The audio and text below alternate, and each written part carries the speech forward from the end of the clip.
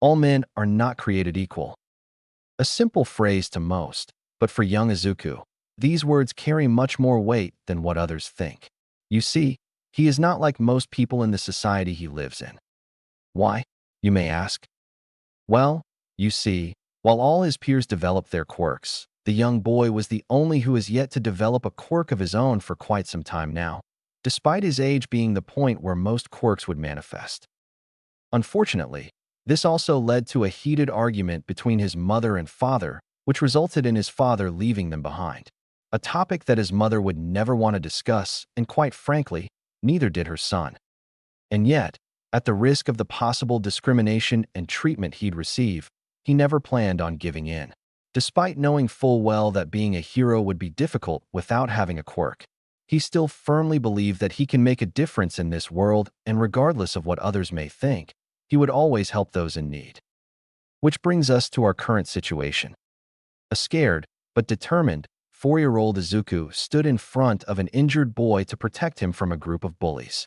I get that you have a powerful quirk, but that doesn't give you the right to be mean to others, Kakin, he said with a determined face despite the traces of fear in his body. Who do you think you are by telling me what to do, huh? The lead bully of the group grinned. Last I checked, a quirkless nobody like you couldn't even stand a chance against me. He smacked his right fist onto his left palm, creating a small explosion while the two cronies with him began laughing maliciously, causing the boy behind our young hero to whimper. Meanwhile, Izuku could only stare in disbelief at his former friend turned bully. Now granted, Katsuki Bakugo was never known as a very nice kid, but even he never went out of his way to actually inflict harm and belittle others. But after his quirk manifested, he changed for the worse and eventually began bullying everyone with what he deemed a weaker quirk. And if anyone were to appear to steal his spotlight, he'd make it his mission to make them miserable. Although Izuku had no quirk to defend himself, he wasn't going to just stand there and do nothing when someone needed help. And as far as he's concerned, quirks should be used to help people and should never be used to prey on the weak. Now, he knew that he didn't stand a chance against Bakugo's firepower, but his heart and determination prevented him from running away and leaving the injured boy behind. Izuku stood his ground and stared at the three bullies who were still making their way towards them. He steeled himself to say something, but was interrupted by one of the cronies. What chance do you have against us? You're basically worthless, he sneered. Actually, he's quirkless, but then again, there isn't much of a difference, right? The other bully on the left cackled to himself. Izuku grit his teeth from the comments, but remained firm. It's true that I have no quirk. He looked down for a bit before looking back at them with determination. But I won't just stand there and let someone get hurt. He breathed. You three have quirks, but if you use your powers to only hurt others, then you don't deserve them. The young boy behind him looked at him in awe despite the tears in his eyes. But this statement, though brave, resulted in the three boys glaring at him and would undoubtedly hurt him more because of his outburst. Izuku realized all of this, and knowing that there's no possibility of escape, he glanced at the downed boy with a shaky smile. They'll be focused on me, so you better leave while you still can, he urged with a slight tremble in his voice. The young boy looked like he wanted to protest for a split second, but quickly changed his mind and gave a shaky nod as he stood. Thank you, he whimpered before running as fast as he could away from them. Izuku smiled sadly before turning around to see the three charging towards him. At least I saved him. He raised his fists with a shaky grin, vaguely remembering how people would block punches in the hero videos he had watched. After the beatdown, Izuku woke up facing the sky. It was clear that during the beatdown, he passed out from all the pain he received. Well, that wasn't so bad. He sighed before immediately wincing. Ugh, never mind. He groaned and was sure he didn't need to look at his body to know that it's probably covered with scrapes and bruises. He wasn't sure when he passed out, but he was somewhat glad that he didn't have to remember every detail of the experience. Geez, I feel more beat up than an egg. He chuckled only to wince again. Okay, bad idea to laugh. Got it. He decided to wait for the pain to subside. Turning his head a bit, he noticed that the sun began setting. Crud, Mom's gonna be worried sick if I don't get home soon, he muttered before taking a breath and sat up with a painful grunt. Thankfully, the injuries he had sustained weren't severe, allowing him to stand with a huff before checking himself. Definitely better than it looks, he muttered while dusting himself off, thanking himself for having watched heroes fist fight in videos. Once sure that he can walk, he began walking home with a slight limp. I hope Mom doesn't freak out. As he made his way home in silence, he began thinking of possible excuses to tell his mother why he's in a pretty bad shape. He hated lying, but like many things, there are reasons why he wanted to avoid telling his mother the truth. For one, he didn't want her to have a panic attack. She's already been through enough heartbreak as it is. On the day that he was examined as quirkless, he can still vividly remember his mother's face as the doctor delivered the examination. A face of pure heartbreak, as if her entire world was falling apart around her. No doubt dreading the thought of her son facing the inevitable discrimination and being preyed upon by other people with quirks. Sure, he was equally heartbroken, but he doubted his grief could be compared to hers at that moment. And even though he had cried in his room that day, he was certain that he wasn't the only one. After that night, Izuku had made an honest effort to try and relieve his mother's sadness, or at least try and not make it worse. And from what he's seen, it was clear that his mother was doing the same thing and put up a brave face for him, but both knew that life was going to be hard from that point on. Honk! Startled by the sudden sound, Izuku halted in his tracks and immediately looked to the source in bewilderment, only for his eyes to immediately widen.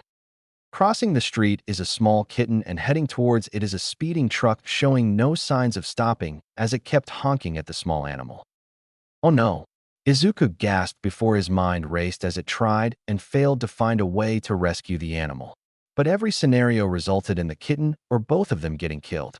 He considered yelling at the animal to move, but immediately scrapped the idea, considering that it might cause the kitten to stop and be distracted by him. Running out there is out of the question, since he isn't the fastest runner. Plus, there's the fact that his legs still hurt a bit from being beaten, which would only result in both of them being in a compromising position. His thoughts halted as he noticed the truck getting closer, causing his composure to evaporate, and instinctively tried to reach out for the kitten before closing his eyes, as he didn't want to see the inevitable death happen. "I'm sorry," he whimpered as he braced himself for the impact. He flinched as he felt and heard the truck zoom past the area, but curiously. No hit. His eyes remained closed as his face formed into one of confusion. Did it run away in time? After all, it wouldn't be the first time for him to witness a cat use their speed and reflexes to their advantage. But it was still a kitten, though. He added with doubt as he firmly kept his eyes closed, not willing to see anything gruesome. But after a few more moments of silence, his curiosity overpowered him and dared him to open his eyes, only for them to quickly widen as he let out a gasp of shock. The kitten was completely fine, but that wasn't the only thing.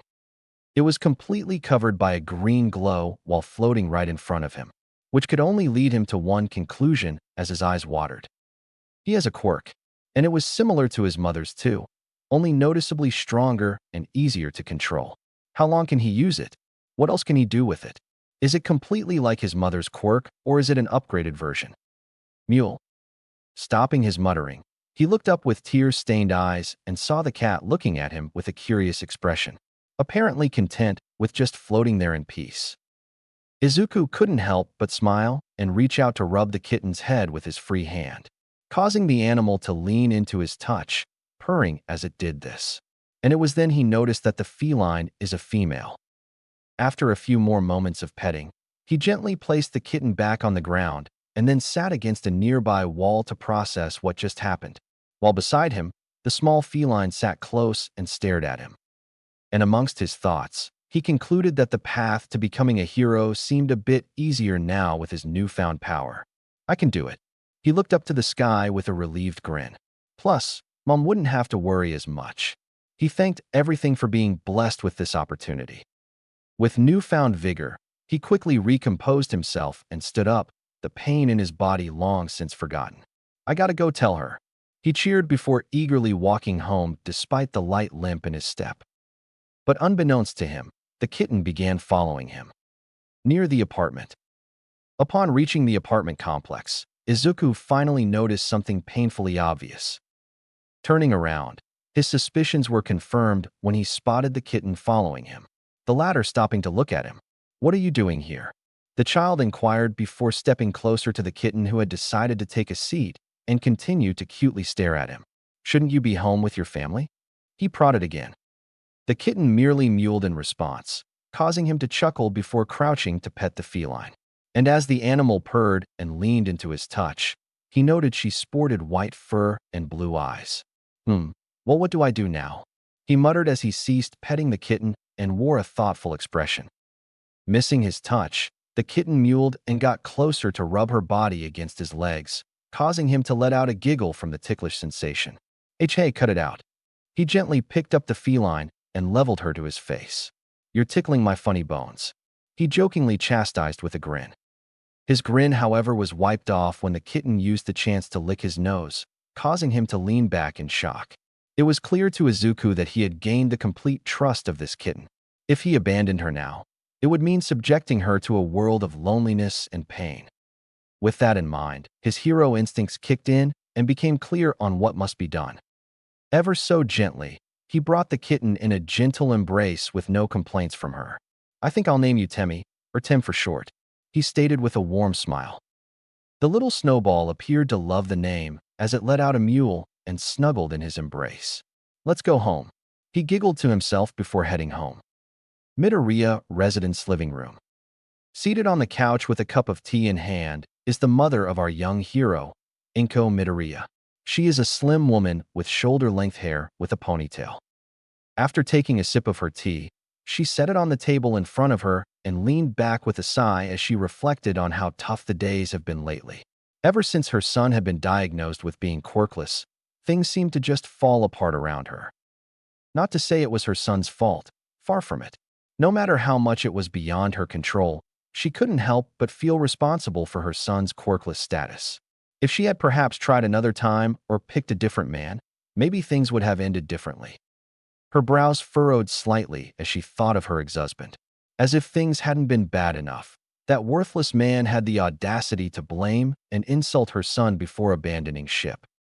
Sure, he left some money as an apology, as he would put it, but that didn't stop her from slapping him afterwards and telling him that he had no right to call himself a Midoriya and a father if he left.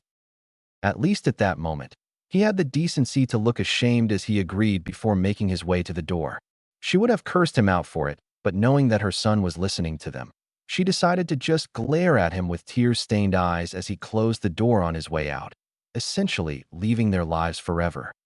Blinking back to the present, Inko wiped her eyes. Who needs you anyway? She muttered with a sniff. At least Izuku turned out great, she stated before her features softened at the thought of her son. Despite having his dreams become almost unreachable now and all the grief he had experienced, his heart still remained true as he never once showed any animosity towards her, although like her, he'd rather not talk about his biological father. In fact, Izuku would go as far as to accompany her to bed at night, when her emotional mask would crack from the weight of it all every now and then. Though it had become obvious to her that he had long since seen through her facade and would make an effort to support her in any way he can. All this proved how foolish her ex-husband's choice was to leave and how much more it meant for her to continue supporting her son, regardless if he still wanted to be a hero or not.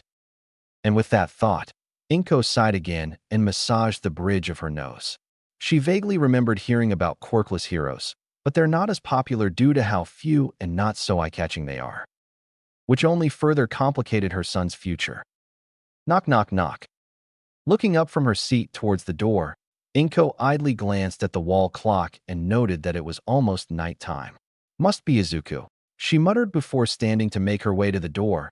A part of her wanted to scold her son for being a bit late, but she honestly didn't have the energy at the moment. I'll just talk to him about it after dinner. The woman smiled a bit before opening the door. Welcome home. She froze at the strange sight. Izuku was home, but wasn't alone as he had a tiny kitten in his arms. Hey mom, he cheerfully greeted, waking up the kitten as it yawned. Sorry about being late, but he looked sheepish. Kachin and I were having fun at the playground today. He internally winced at the lie, but didn't let it stop him. Inko idly nodded and stepped aside to let both of them in. I see. She closed the door and looked back at her son in bewilderment as he took off his shoes with Temmie watching him. Who's your friend? she inquired with poorly hidden curiosity. His features immediately brightened as he scooped up the feline, oblivious to how awed his mother was at how the animal allowed herself to be picked up. This kitty here is named Temmie. He raised the kitten up, or Tem for short. He introduced with a big grin while Temmie mewled. The mother felt a bubble of concern form within her, having a feeling where this conversation was going. That's nice, but how did you and Tem meet? She inquired as she gently gave the feline a head scratch, feeling her concern fade slightly when the kitten mewled in appreciation of her touch. Cute. She smiled warmly at the tiny feline. Meanwhile, she didn't see Izuku's smile die a bit from the question. As much as he didn't want her to worry, he already lied about his day at the playground, so the least he could do is be honest with her. Yeah, about that. He lowered Temmie, allowing Inko to focus on him. I saved her from. He gulped upon seeing her smile falter and braced himself. Being hit by a truck.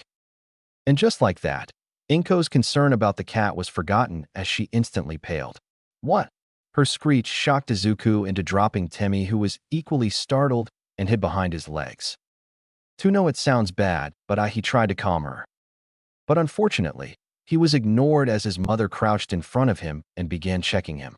What were you thinking? She frantically eyed the scrapes on her son's body, imagining the worst had happened to him. Haven't I told you to be more careful? Having no idea if the scrapes were a result of his rescue or his playtime in the playground, she opted to just hold him close. If I lost you, she choked up as she tightened her embrace. What kind of mother would that make me? She whimpered, ignoring Temmie's attempts to comfort her. While feeling guilt for making his mother sad, Izuku steeled himself and returned the embrace. Even if something happened, I'd still call you the best mom in the world. He comforted while rubbing circles on her back as she only cried more from his words. And besides, didn't you teach me that showing kindness can be a form of heroism? Despite her tears, Inko couldn't help but crack a small, tearful smile at the reminder. I did, didn't I? She sniffed while rubbing the back of his head. It was the day you asked me what made a hero.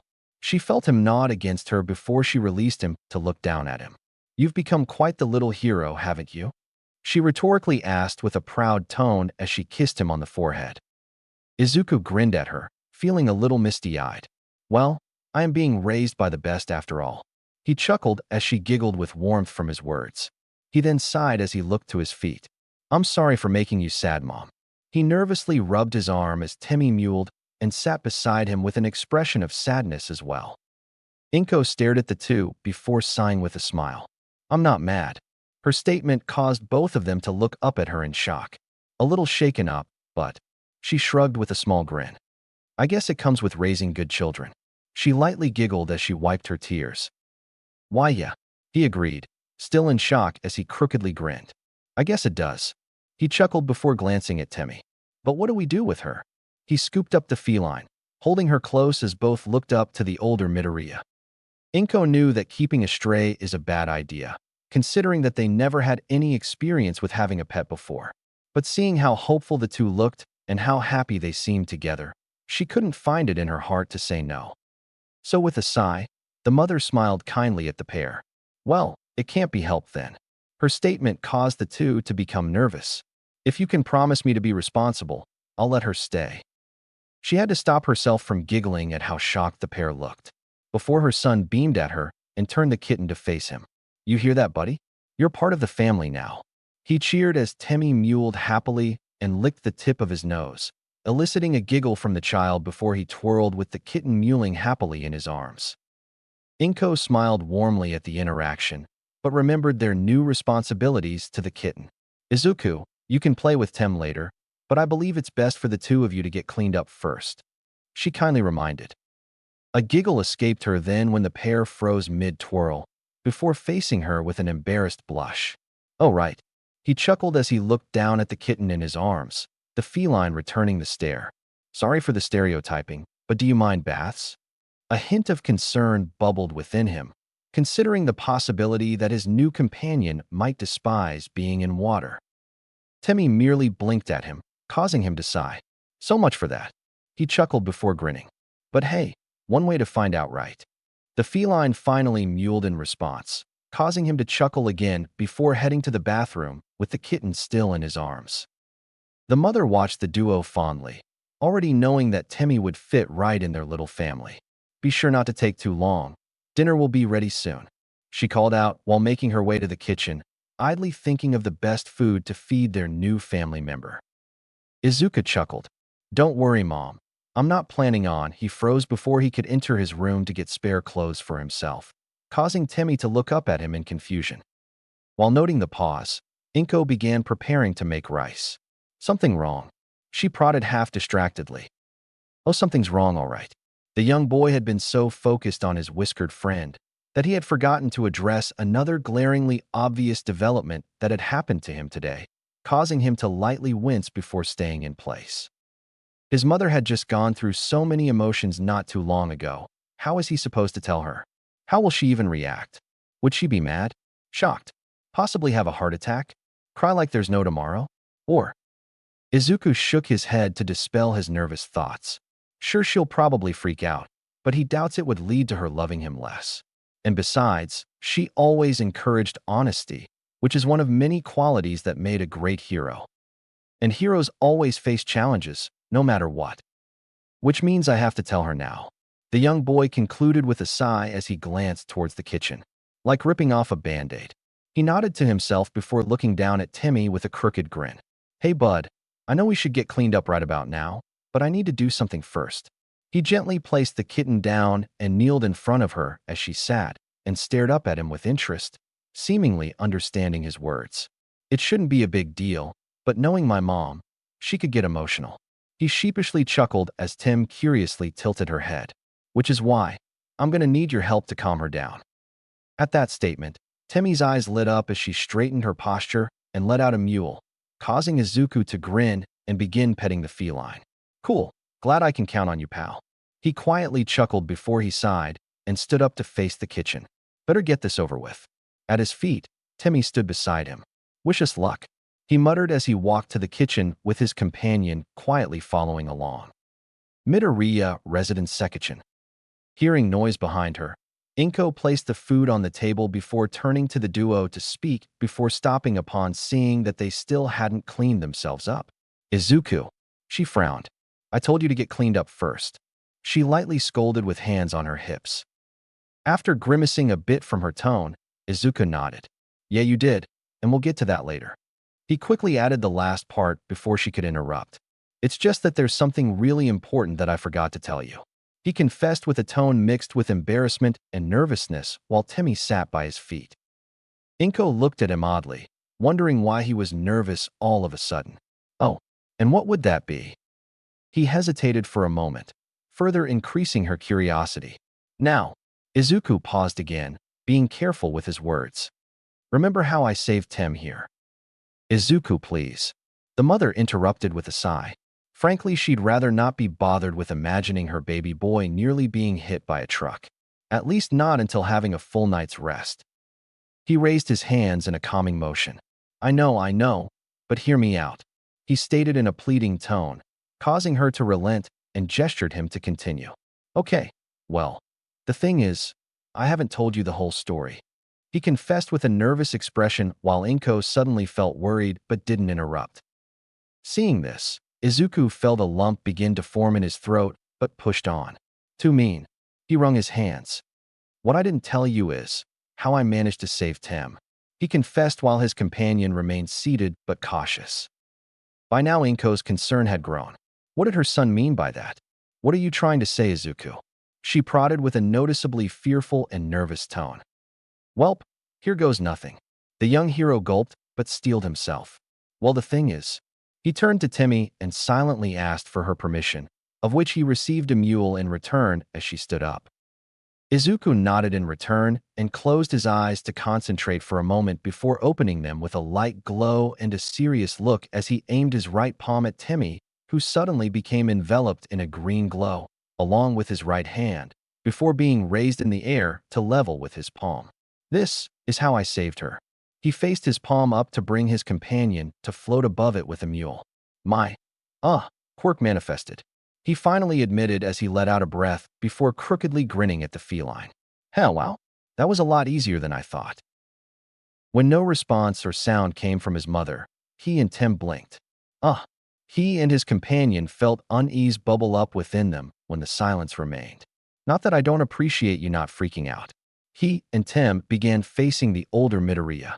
But the silence is a little bit, he stopped himself as their eyes landed on a frozen Inko Midoriya, who stared at the duo with an unervingly blank expression.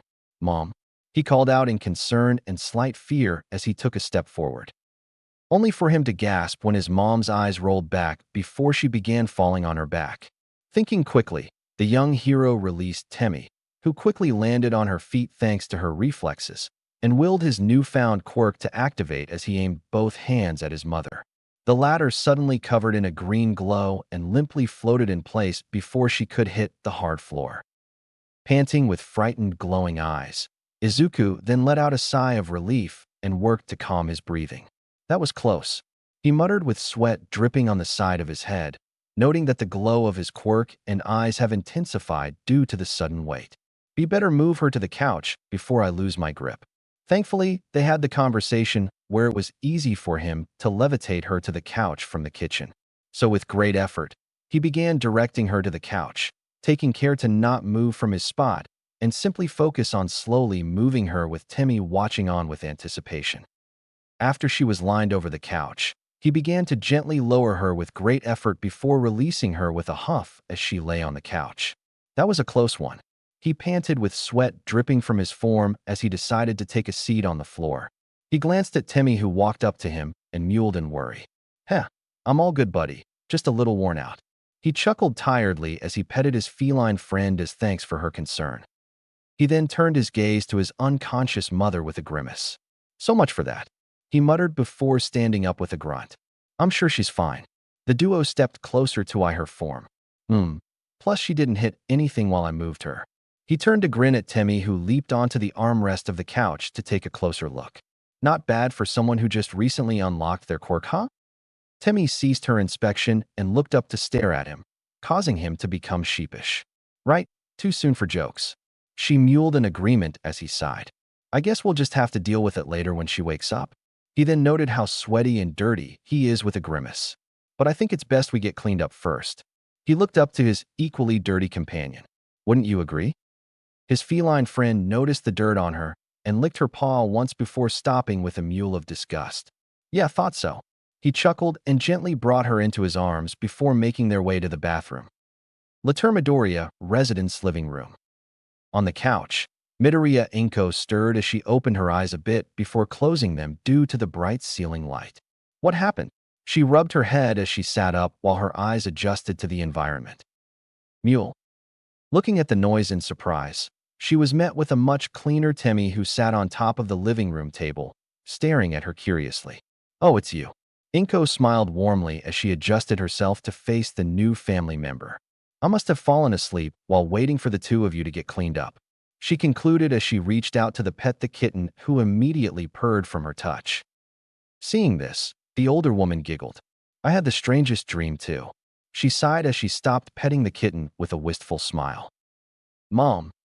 Hearing the voice, Inko turned to her son, who stood a few paces away from her, wearing fresh clothes, as he eyed her with caution. About that, his eyes glowed as he raised a glowing right hand, hovering an equally glowing Temi beside him. It wasn't a dream, he gently added while his feline companion mewed happily from her current position. Izuku was then taken aback when his mother moved in a sudden burst of speed to hoist him up in the air by his armpits. Mom. He called out in surprise as he made sure to keep a steady hold on Temi, who was equally surprised by the sudden commotion. It wasn't a dream, Inko repeated with a laugh as she twirled with her son. You have a quirk, she cheered before pulling him into an embrace. While making sure he still had a good grip on Temi, Izuku used his free hand to gently push himself away from the embrace to look up at her in disbelief. You're not mad. Mad? She met his gaze with a shocked expression. Why in the world would I be mad? To this, Izuku turned his attention to the kitchen with a sad expression. Well, you fainted when I told you. He glumly reminded, while Temi mewed in confirmation. Remembering her earlier reaction, she blushed. Ooh, that. Well, I was just surprised. She stammered, but then formed a small smile. When you were diagnosed as quirkless, I was devastated, thinking that because of me, you'll have to go through a hard life with your dream far from your reach. She admitted as her eyes moistened a bit. Mom, he muttered with an ache in his chest. He knew she took his past quirkless status hard, but he didn't know that she would go as far as to blame herself for it. His thoughts were interrupted when she raised him high again with a beaming smile. But that's all in the past. You have a quirk now, and that means your dream isn't as far. Her smile became proud. And with how you already used it to save a life, I have no doubt you'll become one of the best heroes out there. She encouraged warmly.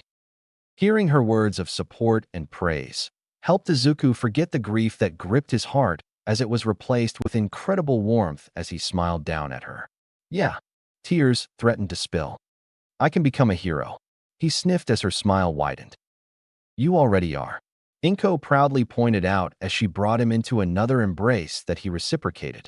But she loosened the hug, allowing him to look up at her curiously. I still need a full explanation on how you awakened your quirk. She smirked a bit as realization dawned onto his features. And no forgetting details either. She added with playful narrowed eyes. Izuku blushed a bit at being reminded of his earlier blunder, but he still gave her a cheeky grin. Well, as long as there isn't going to be any more fainting, he gently retorted, chuckling as Inko's expression morphed into one of sheepish embarrassment as well. Deal. The woman giggled as he chuckled in agreement before she moved to sit on the couch, positioning him on her right leg while he used his quirk to gently place Temmie in his arms. Now, why don't we start from the beginning? He nodded as began telling how it all happened while petting his companion. After the explanation, "Wow," the mother exclaimed in astonishment. "It kind of sounds like the time I discovered my quirk," she pointed out before inwardly frowning. That doctor should lose his medical license for misdiagnosing my son. She idly wondered if other kids were examined wrong too. From his spot on her leg, Izuku looked up at her in surprise. Your quirk developed late too? She made a so-so motion with her left hand. It wasn't that it developed late, but more of. She trailed off to find the right phrase for it before grinning sheepishly. More like I didn't know I had it to begin with, nor did I know how to use it. It was honestly baffling how her younger self failed to notice her quirk going off a little bit in the background when she was playing with her friends. Inko then looked down, noting how her son's eyes glowed, literally, with interest, causing her to chuckle before telling her story. I was about your age at the time, and I just got back home from playing with my friends. She looked nostalgic. My mother was just about to start making lunch and told me to relax in the living room since I was pretty tired. She then blushed, which confused Izuku. I laid on the couch to watch some TV to pass the time, only to realize that I didn't grab the remote beforehand. Having an idea where this is going, her son grinned teasingly, much to her embarrassment. I remember groaning before lazily pulling it to my hand with my quirk and turning on the TV. The mother then became sheepish. It took me a few seconds to realize what I had just done before freaking out and nearly giving my mother a heart attack when I did. My father was in their room, but even he rushed in and looked scared. Both Midoriyas shared a laugh at the scenario, while Temmie got comfy beside the pair and watched the scene. The look on their faces was really something. The duo giggled before quieting down so that she could continue. Sure, my quirk isn't flashy or powerful, but it was still something for them to be proud about. She smiled, and no matter how long it had been, they'd still proudly talk about it like it was yesterday. She fondly finished her reminiscing, evidently reliving cherished memories. That's awesome. Izuku praised before looking at his hands with a smile. Now that I know what you mean, it does kind of sound similar. His eyes shined as he lifted Temmie to line up with his glowing right hand. I mean, what you did before is basically what I did with Tim here, only more desperate, he remarked before chuckling when the kitten used the opportunity to lick him on the nose. Inko chortled at his comparison, but nodded in agreement. I guess it does. He beamed up at her before becoming concerned when she frowned. But now we need to find another doctor that can examine your quirk. She sighed as she began thinking of where to find possible doctors who are more competent and the cost of the examination. Realizing her point, Izuku felt guilty as he remembered overhearing the cost of the last examination.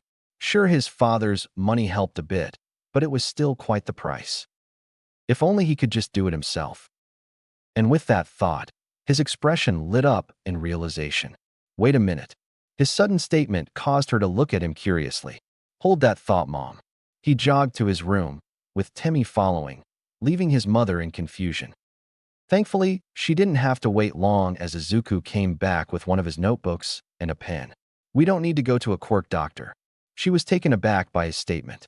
I can just analyze my quirk myself like whenever I watch other heroes. He clarified with an excited look. Now understanding what he was planning, Inko looked hesitant. Izu, I appreciate what you're trying to do. She gently assured as his smile faltered. But don't you think it would be safer if we let a professional handle it? I mean, what would happen if it turned out your quirk is dangerous to your body? She was fully aware that certain quirks can harm their users if overused. He understood her reasoning, but due to the cost and the negligence of the last doctor, he refused to give in. I understand why you're worried, but this isn't something I'd suggest if I couldn't do it. He offered the notebook he was holding to her. You've already seen what I can write, he gently reminded.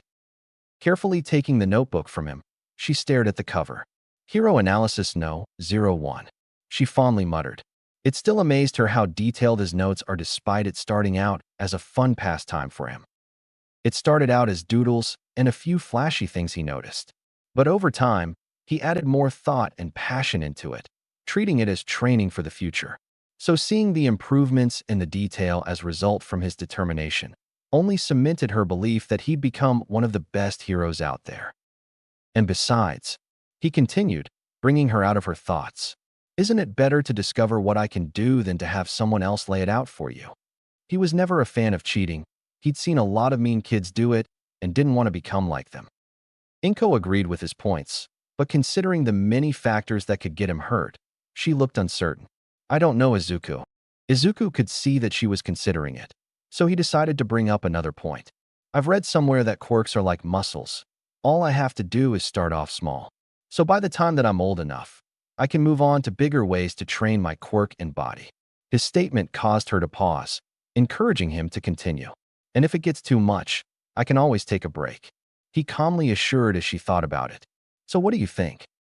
Inko's face scrunched up a bit as she looked down, clearly weighing her options and considering all the possible scenarios if she agreed or not. Meanwhile, her son watched with a bated breath as Timmy just stared. After a few more moments of contemplation, the mother sighed before looking at her son with a nod. Okay, Izuku. She had to fight back a smile when he cheered with a fist pump, while Timmy happily mewed even though she didn't understand what was happening. But you need to promise to be responsible for it. No matter the type, quirks are a great responsibility, she reminded in a serious tone. I will, Mom. He easily agreed, which helped calm her a bit. And besides, I won't do anything combat-focused until I know how to use my quirk, he assured with a sincere look. Hearing this, Inko sighed gratefully. Okay, good. She smiled. But if you ever have difficulty, just tell me, and we can find a quirk doctor, she kindly reminded, not wanting her son to go through unnecessary difficulty. Izuku nodded. Yeah, I will. The mother picked up Timmy, who got bored from the lack of pets. But if it's anything like your quirk, I'm sure I can get the hang of it in a snap. He chuckled as he raised his right hand to snap his fingers for emphasis during his statement. Inko said nothing, only staring at him blankly while Timmy eyed something with interest, the latter landing on the floor when she noted the woman had loosened her grip. Seeing this, he looked at the two oddly. What? His gaze switched from his still mother to Timmy and followed her gaze. What's the? His words died as soon as he figured out what had them so shocked. A bone. A floating bone, to be exact. Izuku just stared at the hovering object next to him, before a huge grin threatened to split his face. Awesome, he cheered as he began circling the bone. I've never seen a quirk like this before. He racked his brain for anyone with similar powers, only to find none. I wonder if I can control it, he thought out loud before twirling his left finger. Only for him to laugh in amazement when the bone spun in place. So cool. He cheered as Timmy sat beside him to eye the object in wonder. And I didn't need to cover it in a green glow either, he noted before his eyes lit up as ideas came to him. Does that mean I can make an infinite amount? He paused as another theory formed in his head. Can I make more stuff based on bones? He gasped before jotting down ideas in his notebook. muttering about possible tools or weapons to make while his feline companion continued to watch. Meanwhile, after rebooting and processing what just happened, Inko smiled as she watched the duo with fond exasperation and placed a hand on her cheek. Honestly, you're just full of surprises. She giggled to herself as Izuku decided to play fetch with Timmy so she wouldn't get bored. The latter chased the floating bone while he diligently added more notes and muttering about theories of how his quirk worked. Strangely, Izuku's quirk being more than simple telekinesis like hers is both a surprising and unsurprising development to the parent. The older Midoriya watched their antics for a bit before heading to the kitchen to reheat their undoubtedly cold food. Looks like things are going to become more interesting from here. Her smile widened at the thought as she listened to her son's happiness from the kitchen. Years later, Junior High. From his seat, Izuku stared out the window and thought, reminiscing on how the past few years have been the most interesting he's had while his homeroom teacher discussed stuff to his classmates before the day ended. During his spare time, he would train his quirk and see what else he could do with it. The result was a versatile quirk that allowed him to surprise and even overpower enemies if given the right opportunity. Not only that, it had its uses in rescue missions as well. But if there's one word that would be used to describe his quirk, it would be weird. Just by reminding himself of the details he had written down of his abilities still baffled him, despite being the wielder of such power. My notes. Quirk, energized bones. 1. Description. This quirk allows me to literally energize my bones. Not only does it make my bones denser, but it also increases my strength, speed, and reaction time. Although it gets painful or tiring if I push myself too much, got a pretty bad scolding after collapsing in the living room. Pace yourself. 2. Passive sensory field. Ever since my quirk awakened, I've noticed how more aware of my surroundings I've become. Not in the usual sense, mind you, but more on the sensing presence kind of thing. It wasn't obvious to me, at least not at first, but I'd notice people slash things being near me without even looking, which would explain how good I was at avoiding Timmy during tag at the park, something I hope we can do again. Anyway, it turns out this sense thing I have can either be focused on or just left to do its thing while I do anything else, allowing me to train this ability passively if I didn't have the time to train on it, making it easier to develop. Also, I have no idea what the maximum range of this ability is, but as I grow and continue to train, I believe it will only grow stronger and have even better range over time. Other abilities. 3. Psychokinesis. Though similar to Mom's, it's easier to control without needing almost no effort to activate. Depending on the weight, I can lift the item off the ground. Though the more weight or resistance it offered, the more power will be needed to move the object, let alone lift it. Side note, still need to confirm if I can even make myself fly. Update. Can't fly. Good thing I wore a helmet and pads though. 4. Glowing eyes. Apart from adding to my expressions, my eyes glow brighter depending on how much power I add to my quirk. And since I can brighten them at any time, I could probably use it to scare villains just like what the heroes do in the comics I read. Side note, I wonder what else I can do with my eyes. 5. Bone-based weaponry. So I was right, I can make bone-based weapons, out of thin air no less. And although simple in design, they do what they're made to do. Weapons like bone club, bone staff, bone spear, and a bone sword. Or just bone projectiles that I make in the air to throw at bad guys. 6. Bone materialization. As mentioned, I can make, or spawn, bones from anywhere pretty quick, including almost any surface, though it's noticeably tougher when the surface is harder in terms of material. Maybe when I'm older and stronger it wouldn't be as hard, but as of the time of this entry, I need to add more power on tougher surfaces. Thankfully, dirt is easy to sprout stuff from, which makes me a bone farmer, lol. In terms of limits, I guess it's when I get tired. Because when I decided to test my limit and just spawn bones and add them to a growing pile, I didn't consume as much energy as I thought I would. Maybe it's because I'm not putting much effort into it, but I've already made 3 big piles now and I haven't broken a sweat. I only needed to stop when Mom came back, screamed, nearly fainted again, and gave me a light scolding about not making our living room look like an ossuary. Thankfully, I can remove, or depawn, the bones I make just as fast. 7. Gaster blasters. So, apparently, I can shoot lasers too. But considering the weirdness and nature of my quirk, it's not really that surprising. I energize my bones. Therefore, it would make sense that I can use the energy in another way. Now, in terms of how I found this out, well, to make a long story short, it was Halloween, so I thought it would be cool to add my quirk to our decorations. Mom was delighted at the idea and even encouraged it since it would help grow my creativity with my quirk. Then I got an idea. Since it was Halloween, the things broadcasted on our television were mostly about monsters and horror-themed stuff. And one of the broadcasts was a movie about an undead dragon. So I made a rough recreation of the dragon head. It wasn't exact, but it still looked vicious. And apart from the green glowing eyes, clean appearance, and having the same size as Timmy at the time, it looked awesome.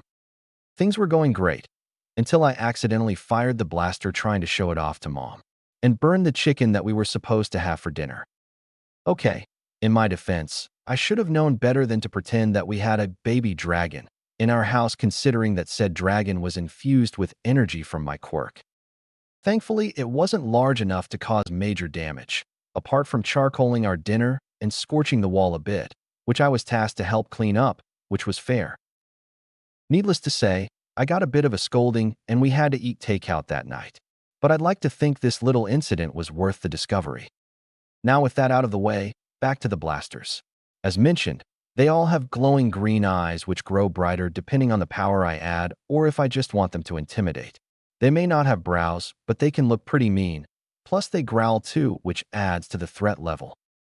The blasters can float around and be aimed at will, making it both accurate and useful for various situations. The range of the lasers depends on the size of the weapon, which goes from small to large. Maybe I could go even bigger in the future. And depending on how much power I add to the laser, I tire myself out if I'm not careful. 8. Shortcut. Looks like I have one more trick up my sleeve. I always thought that I was a sleepwalker because I would wake up on the living room couch from time to time. Or maybe I'd fallen asleep while playing with Tim and Mom would just put me on the couch to sleep comfortably. Or maybe my dreams were so immersive that I would wander around the apartment and somehow end up on the couch. But it turns out, nope, it's not sleepwalking. I can teleport. My quirk is just full of surprises. This move takes a toll on my stamina and energy, so I'd need to improve on this. I can do it in a few quick bursts and for longer distances, but I'd need more energy and concentration to make it work. And I found out that combining it with my sensory field, I can locate areas where no one can notice me appear, making it great for escapes or for infiltration. It's also great for surprise attacks, which is why I'd rather keep this little tidbit a secret whenever someone asks me details about my quirk. And on that note, I'm pretty sure Mom knows about it, judging by the knowing looks she would give me whenever I would come back from random directions during our family time at the park, or how often I would try to gently switch topics when I had the chance. When I asked why she was giving me those looks, she said, "Izuku, change is a natural part of life. It comes with time. But no matter how long or how much stronger you'll become, I trust that you won't let your quirk change who you are, because you'll always be my little hero." If that doesn't motivate you to go out there and do some good, I don't know what will. Don't worry, Mom. I won't let you, Timmy, or anyone else down. I'll stay true to my beliefs and be a true hero. Blinking back into the present, Izuku chuckled at the amount of side notes his younger self added and the memories with them. He could have revised his info and made it cleaner, but decided not to, keeping it as a reminder of where he started. He also felt warmth and smiled fondly at his mother's words. True to his word, he had stayed humble and made it a point to not let his power get to his head. He knew it was definitely one of a kind.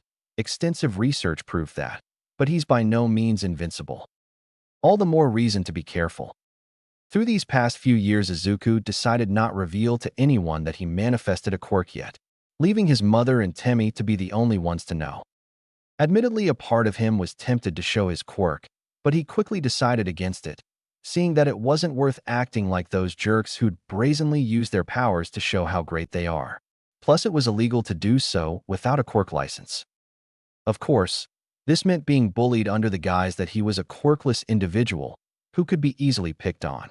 But thankfully, his shortcuts made it easier to avoid the more physical acts of bullying. leaving him to just deal with the verbal insults instead, which were easier to deal with. Some would demand how he always got away from them, but every time they did, he'd just ignore them to find a good spot to teleport away, frustrating them to the point where they just gave up hurting him altogether and just hurled words at him instead. So as far as they're concerned, he's just a quirkless kid not worth chasing around. Even Bakugo didn't chase him as much after a while. And speaking of, Bakugo smirked as he stood, creating small explosions from his palms. Hey, don't lump me with these extras. His statement caused an uproar from his classmates, but was silenced by his glare. Izuku could only inwardly sigh at this. For a guy who showed himself as a future hero, he sure didn't act like one.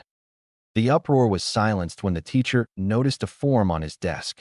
Well, it appears you're not the only one going to UA. He pointed out in a slightly amused tone, causing all eyes to turn to Izuku. And the following reactions afterwards are what you'd expect.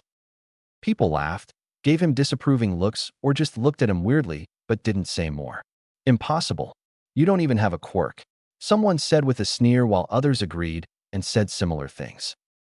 As for Bakugo, well, it looked like he was about to send the entire place crumbling around them as he sat back down without breaking his glare. But the commotion died down when they noticed that the boy didn't even react. Once quiet, Midoriya calmly spoke. It sounds crazy, but I'm still willing to give it a shot. He shrugged before lightly hardening his gaze. But if you guys really think you can do better at being heroes, then prove it by acting like them. He urged with a serious tone. In case you haven't noticed, heroes don't go around harassing people with no quirks. He pointed out coolly, taking them aback as he relaxed in his seat. Not only was he known for being quirkless, but he was also known for being a kid of a few words.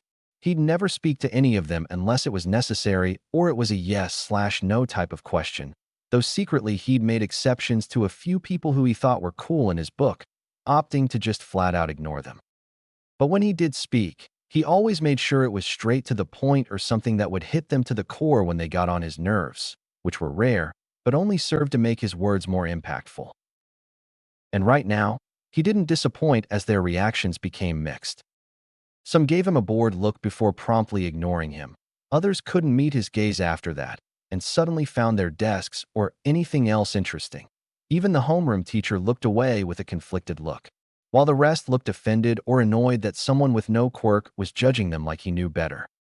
As for Bakugo, well, he looked pissed but decided to just scoff and look out the window. Whether or not he was pondering Izuku's words is anybody's guess. Everyone was then startled when the bell rang, signaling the end of the class. While everyone made their way out, without even looking, Izuku felt Bakugo coming his way, and based on how heavy his steps are, he doubted it was for a friendly chat. Oh boy, he mentally sighed. Not wasting any time, Izuku remained in his seat, but subtly spawned a small bone outside their classroom window where no one could spot it, and with a twitch of a finger from his right hand, the object tapped loudly against the window before he hastily despawned it.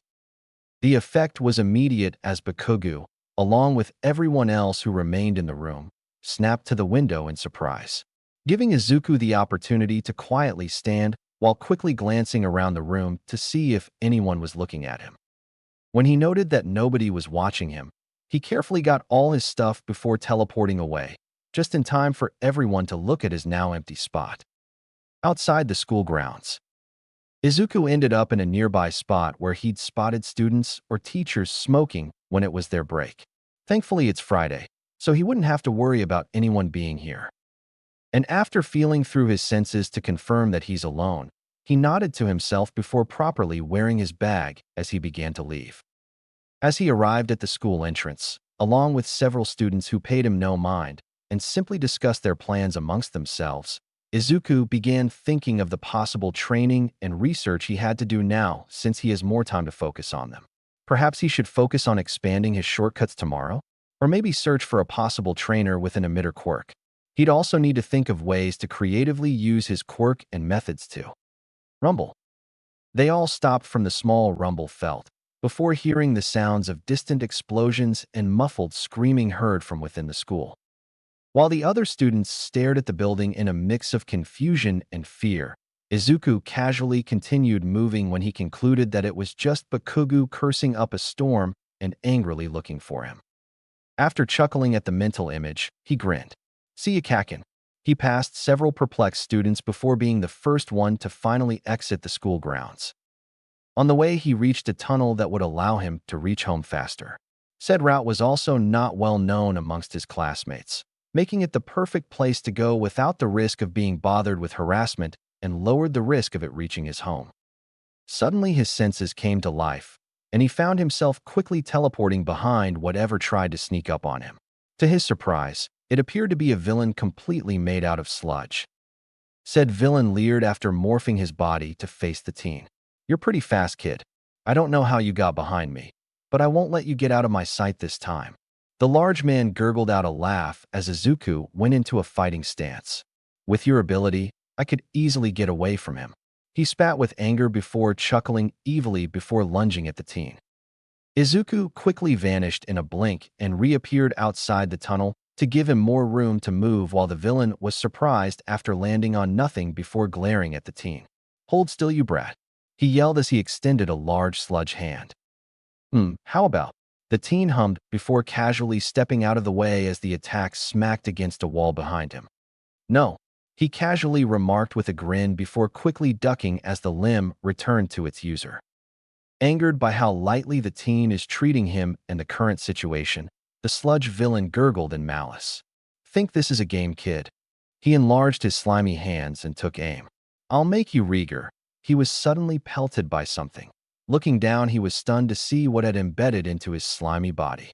"Bones," he noted in surprise before looking at the teen. Izuku's eyes emanated a light glow to them as he remained standing with his hands in his pockets. "Huh, guess that answers that." He shrugged but remained subtly alert.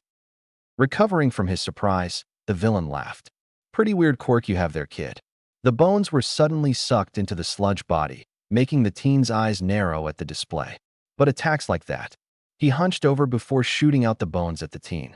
"Won't do shit against me." Rather than dodging, Izuku calmly raised his right hand and stopped the bones before they could reach him. "Okay, so physical attacks are useless." He quickly despawned the bones, much to the villain's shock and growing annoyance. "Time to get creative," he concluded while staring at the villain with a calculative gaze. "Is it finally sinking in yet?" The villain mocked. "Apart from All Might, tons of heroes couldn't beat me, no matter what quirk they had." He bragged as he bared his large teeth. "And running isn't going to do you any good either." He chuckled. "Trust me, I'm a lot faster than I look." He grinned maliciously. When no response came as the teen continued to stare at him in thought, the villain's grin died a bit before he scoffed. "Whatever, it doesn't matter." His growl echoed within the tunnel as he reared his head back. "You're finished either way," he declared before spitting 3 sludge blasts. Izuku's glowing eyes narrowed with focus as he leaned his body a bit left and right to avoid the first 2 shots before leaning back a bit to dodge the last one. He then followed it up with swiping his right hand forward, sending 4 bone projectiles at the villain. Angered at his attack being dodged, the sludge villain enlarged his left hand and swiped away the projectiles before sending the large limb towards Izuku. The latter easily hopped to the left to avoid it. "You're mine," he gurgled out a laugh. Izuku raised an eyebrow before noting that the limb hadn't returned to the owner, urging him to look at it, just in time to see tendrils sprout out of the arm before shooting to grab him as the sludge hand remained firmly planted on a wall. "What a quirk," the young hero grimaced as he focused on both dodging and keeping away from the tunnel. As this went on, the villain was both impressed and annoyed at how well the teen was dodging his attacks, until he let out a laugh and enlarged his free hand. "Can't dodge forever, kid." He took aim with glee. "Take this." He extended his right hand. Dodging another tendril swipe, Izuku saw the incoming attack and sprouted a large bone underneath him to launch himself in the air. He watched as the sludge hand smacked against the bone pillar before he twisted himself and swiped his left hand towards the villain with a serious look. Said villain was so stunned at the display that he didn't have time to recall his limbs before a bone projectile bounced off his right eye, causing him to recoil with his eyes closed. "Shit!" He bellowed in pain as he recalled his limbs to hide his face within himself. Landing with a huff, Izuku despawned the bones to analyze his surroundings.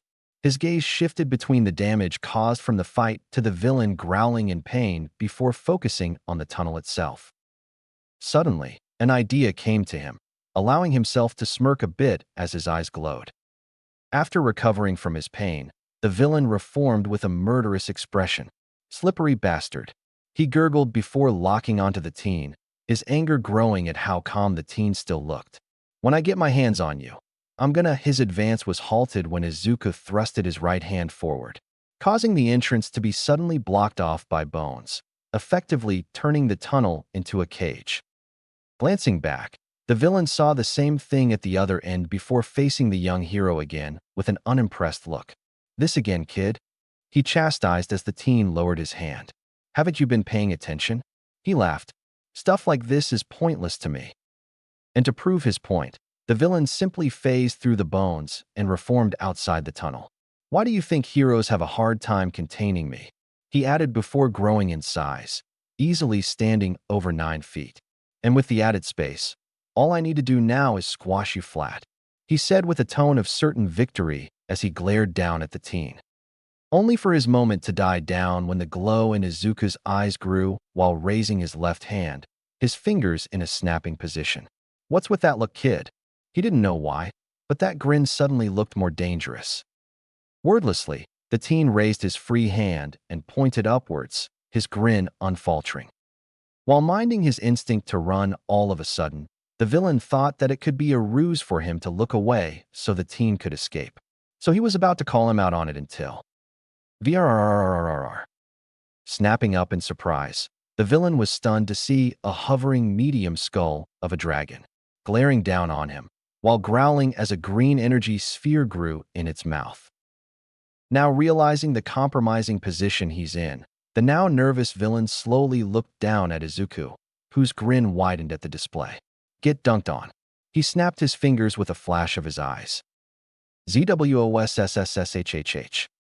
The villain attempted to move only to let out a short-lived scream as the green beam smashed into him, ripping his form apart as it scattered him around the area before stopping to leave a sizzling scorch mark where he once stood.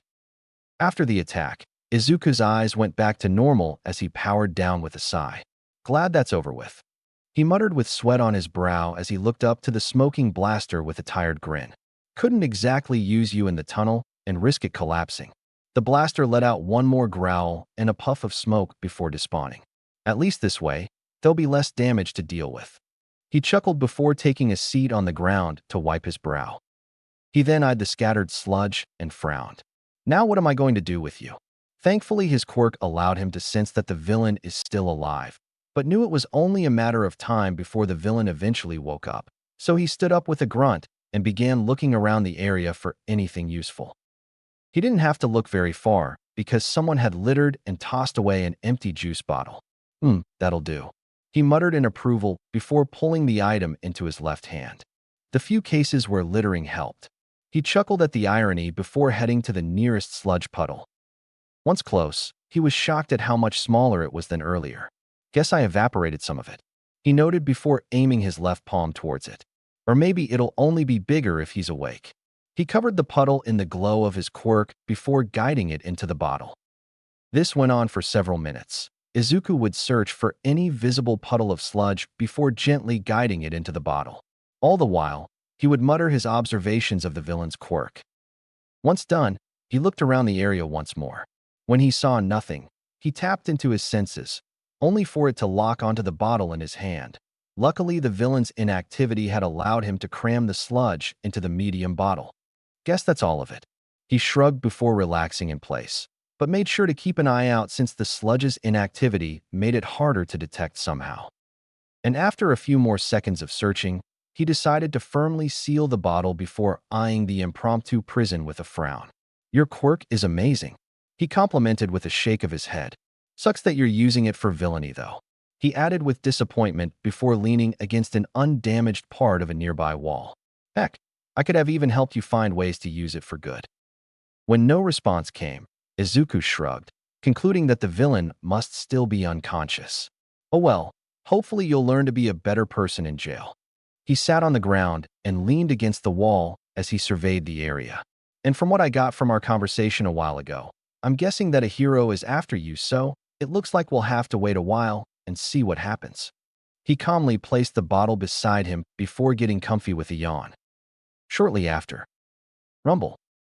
The vibration jolted the napping teen awake before he stood ready to fight, while making sure to keep the bottle safe in his hands. Only for his eyes to widen when he saw that the person who arrived was Aelomite. Izuku practically screamed. Said hero looked at the scene with confusion on his face. Strange, I could have sworn he ended up here. He began looking around cautiously when the gawking teen caught his attention. Realizing he had his idol's attention, Izuku timidly approached while presenting the bottle to him. He was about to say something when All Might interrupted him. My thanks, young man, but I couldn't possibly take a break. A villain made it through here, so I advise you to head home now. The hero was about to jump away until Izuku spoke. Actually, the bottle is the villain. Hearing this got All Might to look at him weirdly, so the teen clarified. What I meant to say is that I managed to beat the villain and secure him in this bottle. He chuckled. He kind of clued me in that he was being chased by a hero, so I decided to wait and hand him over. He said in a sheepish tone while maintaining his cool. Just calm down, this is no time for fanboying. Meanwhile, All Might was definitely taken back by the fact that a young boy was able to defeat a villain and contain him no less. That explains the damage here. He made a mental note to call people here to repair the area. But still, how was this possible? From what he can see, the boy looked far too young and ordinary to pull that off. Plus, the villain he had just defeated was notorious for not only brutally possessing people, but for also being incredibly elusive and aggressive when encountered. So how did? The number one hero's thoughts ceased when his expression went into a grimace for a second before he let out his signature laugh. My thanks, young man. He gratefully took the bottle from the teen. But next time, try to stay out of trouble and run to let the pros handle it. He secured the bottle in the pocket of his pants before standing tall. You're still too young, and villains are very unpredictable. He sagely advised while Izuku could only nod in response, still in awe at the man's presence. And before the teen could say anything, All Might saluted him. Thank you again, and stay safe, he stated before jumping away, his laugh echoing as he went, leaving the teen to gawk on the spot. Once his mind rebooted, Izuku blinked. I just met All Might. A grin that threatened to split his face formed, and he saluted me as thanks. His eyes literally lit up with joy. I gotta go tell Mom and Tem about this. He cheered before jogging to the tunnel. But as he jogged, he couldn't help but think about what he noticed. He seemed to be in a hurry. He slowed down a bit, but quickly shook his head and tried to pick up the pace. Of course he's in a hurry. He's got a ton of people to save. He reassured himself before coming to a full stop, just short of the tunnel, his grin replaced with a small frown as he began to think about the encounter.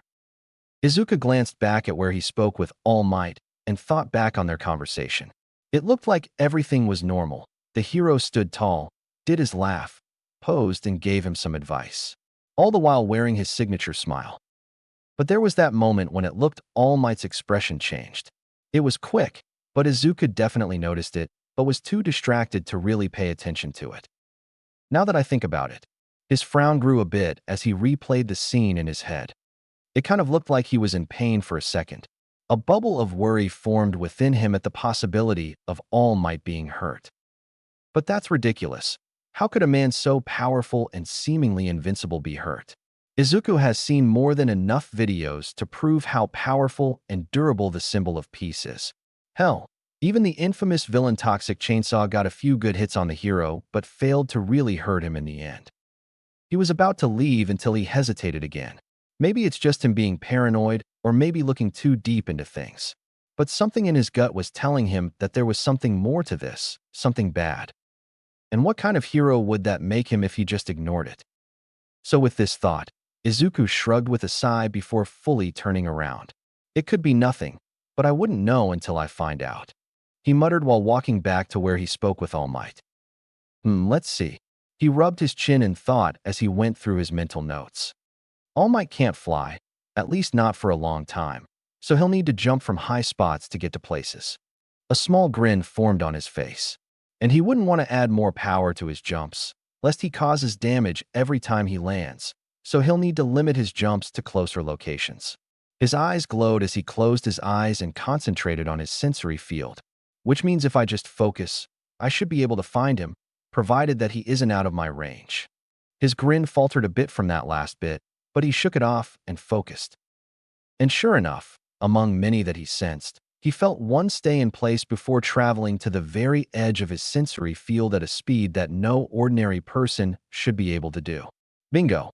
He opened his eyes with a flash before teleporting away with a snap of his fingers.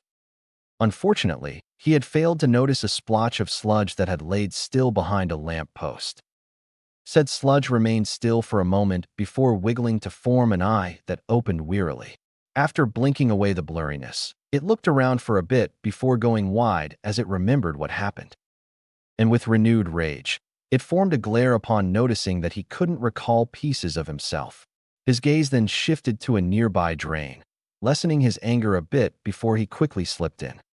A new flesh suit would need to be found once he'd regain his strength and mass in the sewers. But after that, he'll have to find a way to make that brat pay. Roof of a random building. After appearing in a green flash, Izuku began taking in his surroundings. This is it.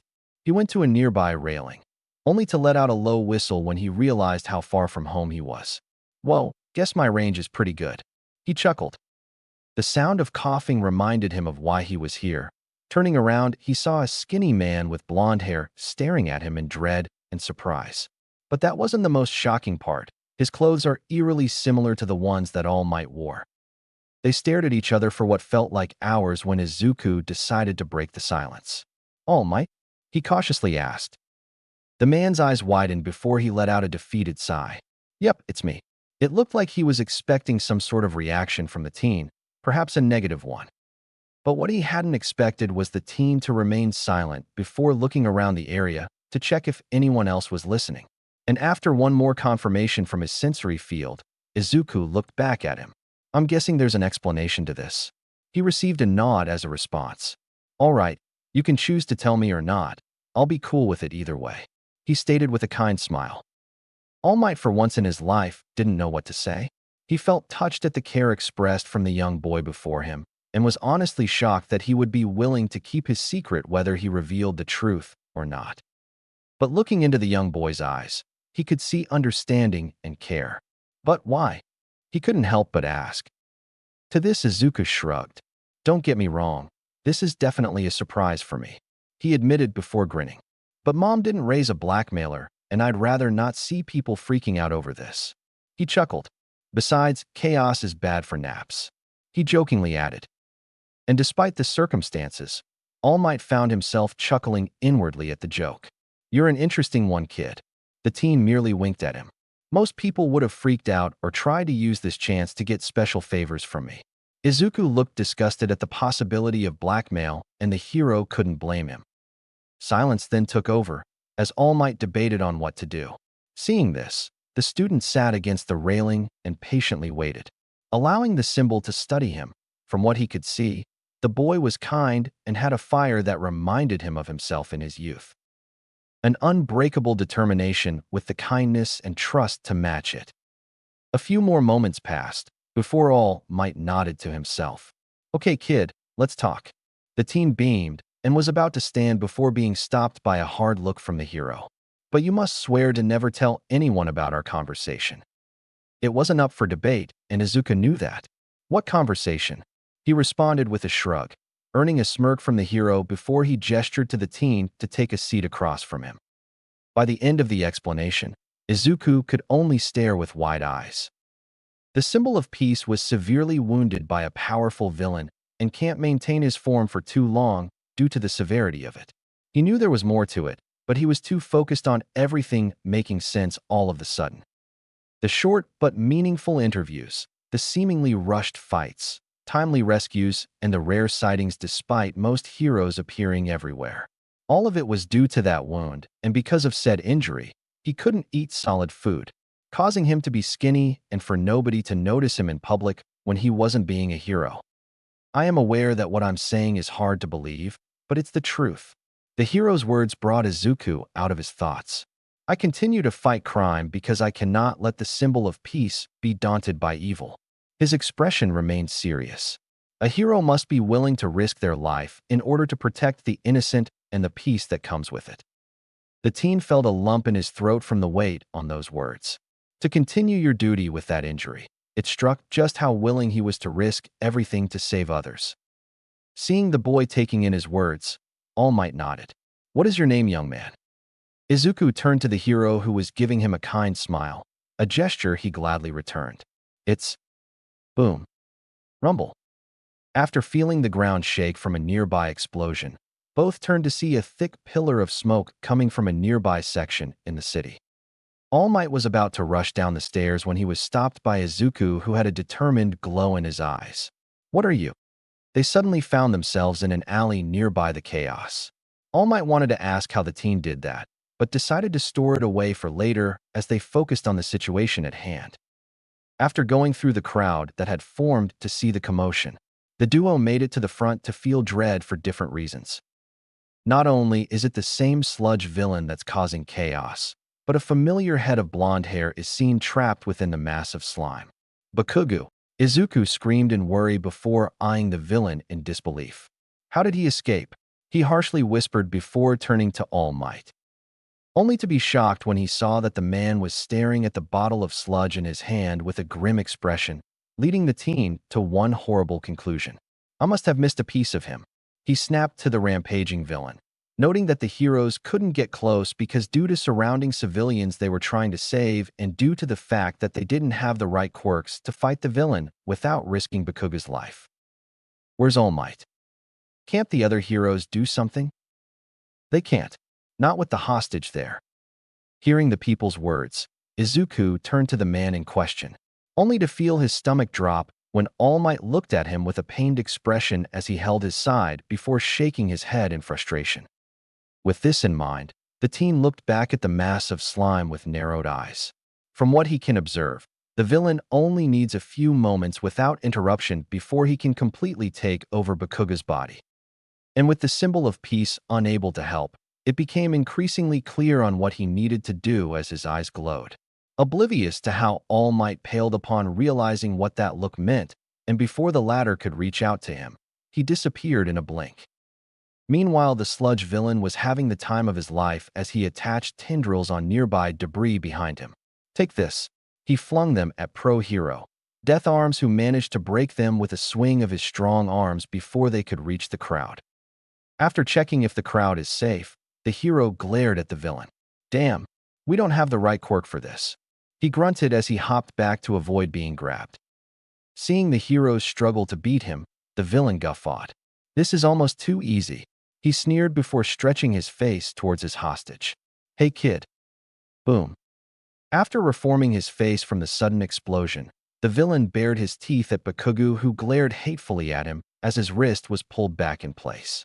You know, I had a pretty shitty day. Being chased around by All Might and being beaten by a brat just about your age. He laughed again. But I think finding you made it all worth it in the end. He grinned maliciously. Wouldn't you agree? The teen could only let out a muffled growl as his mouth remained covered in sludge. I'm glad you feel the same. He ignored the thrashing blonde to sneer at the heroes. In fact, I'm pretty sure your quirk has been helping me cause more damage here. Bakugo knew this, of course he did. Because every time the villain placed a vital part in front of his palms, he'd make sure to hit him with the biggest explosion he could manage. But the fucker would just reform without a care, while his explosions caused more damage to the area. Despite his position, he was able to shift his gaze to a nearby flaming building that was thankfully evacuated before it got worse. Because of the damage he'd inadvertently caused a while ago, he was forced to use more controlled explosions, which did even worse against the villain. Damn it all. Bakugo increased his struggle. Let go of me, you slimy bastard. He muffled out growls while letting out small explosions from his palms. Seeing the display of defiance amused the villain. Eager to use your quirk again. He only got muffled curse words as a response. Don't worry, I'll be sure to use it well against those pesky heroes. He chuckled darkly as Bakugo tensed at that. A gleam appeared in the villain's eyes as an idea came to him. In fact, why don't we do just that? He turned his face towards the crowd who all looked at him with varying expressions of fear and caution.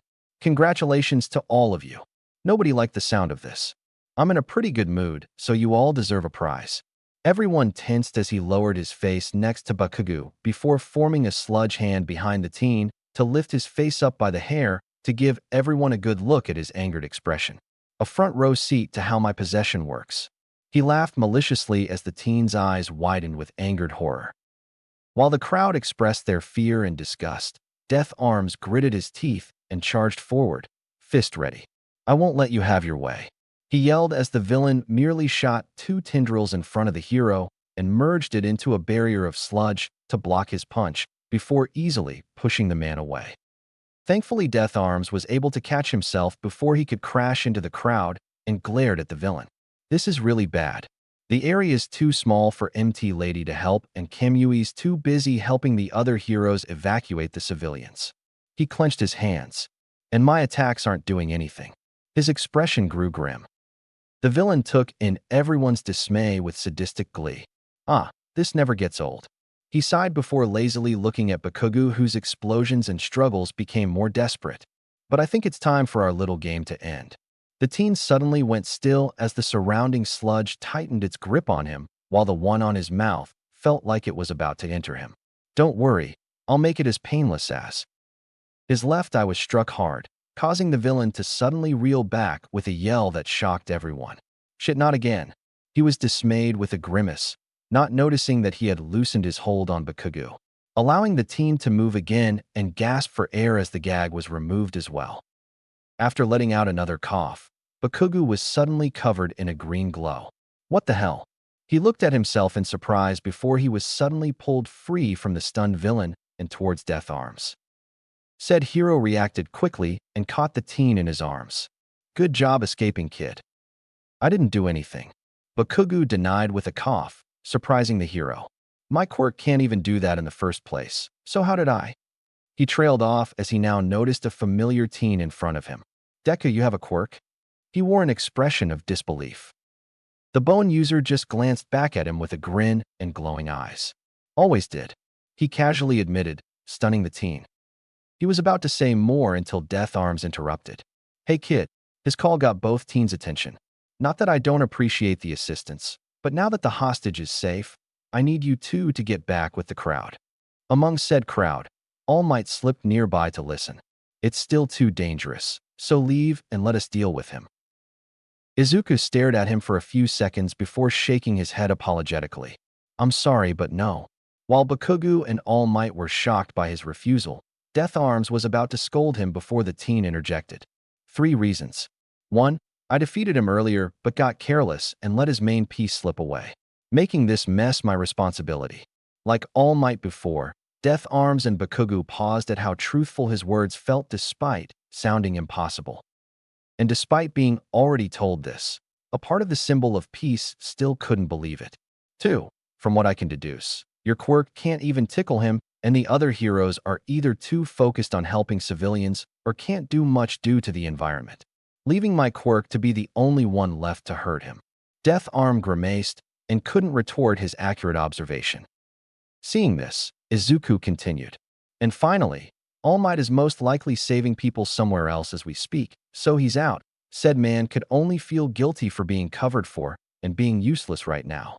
And even if I did agree to stay back, it'll take a while for someone with the right quirk to come deal with this. His glowing eyes narrowed. And by that point, the villain would have caused more damage and slipped away. With all these points made, All Might and Death Arms couldn't help but agree with him. It'll take too long for the right help to arrive, and from what they saw earlier, if the teen could really hurt the villain, then perhaps. Why? Hearing the voice, the trio paid attention to Bakugo, who stared at Izuku like he was a different person. Why save me? He couldn't stop himself from asking. After all that shit I put you through. He left the last part unsaid as he remembered all the insults, threats, and the attempts made to hurt the teen. To this, Izuku stared at him for a bit before grinning. Because it's the right thing to do. He turned back to the grimacing villain with a daring look. Simple as that. He shrugged with no hesitation. As Death Arms looked contemplative and Bakugo wore an expression of shock, All Might felt something stir within him from the teen's simple but powerful reasoning as he looked at him with a more observant expression. Could he possibly be? I had a feeling it was you again, you brat. The villain howled as he glared at the young hero, his left eye noticeably red from being struck hard. While All Might, Death Arms, and Bakugu, the latter especially, were all shocked from the confirmation of the teen's earlier claims. And despite being called out, Izuku just chuckled. What can I say? It's a small world. He stepped away from the crowd, ignoring their pleas for him to stay back as he purposely placed the villain's focus on him. But I'm surprised how far you went from our introduction spot, he admitted before giving the villain a curious look. Do you travel faster when submerged, or?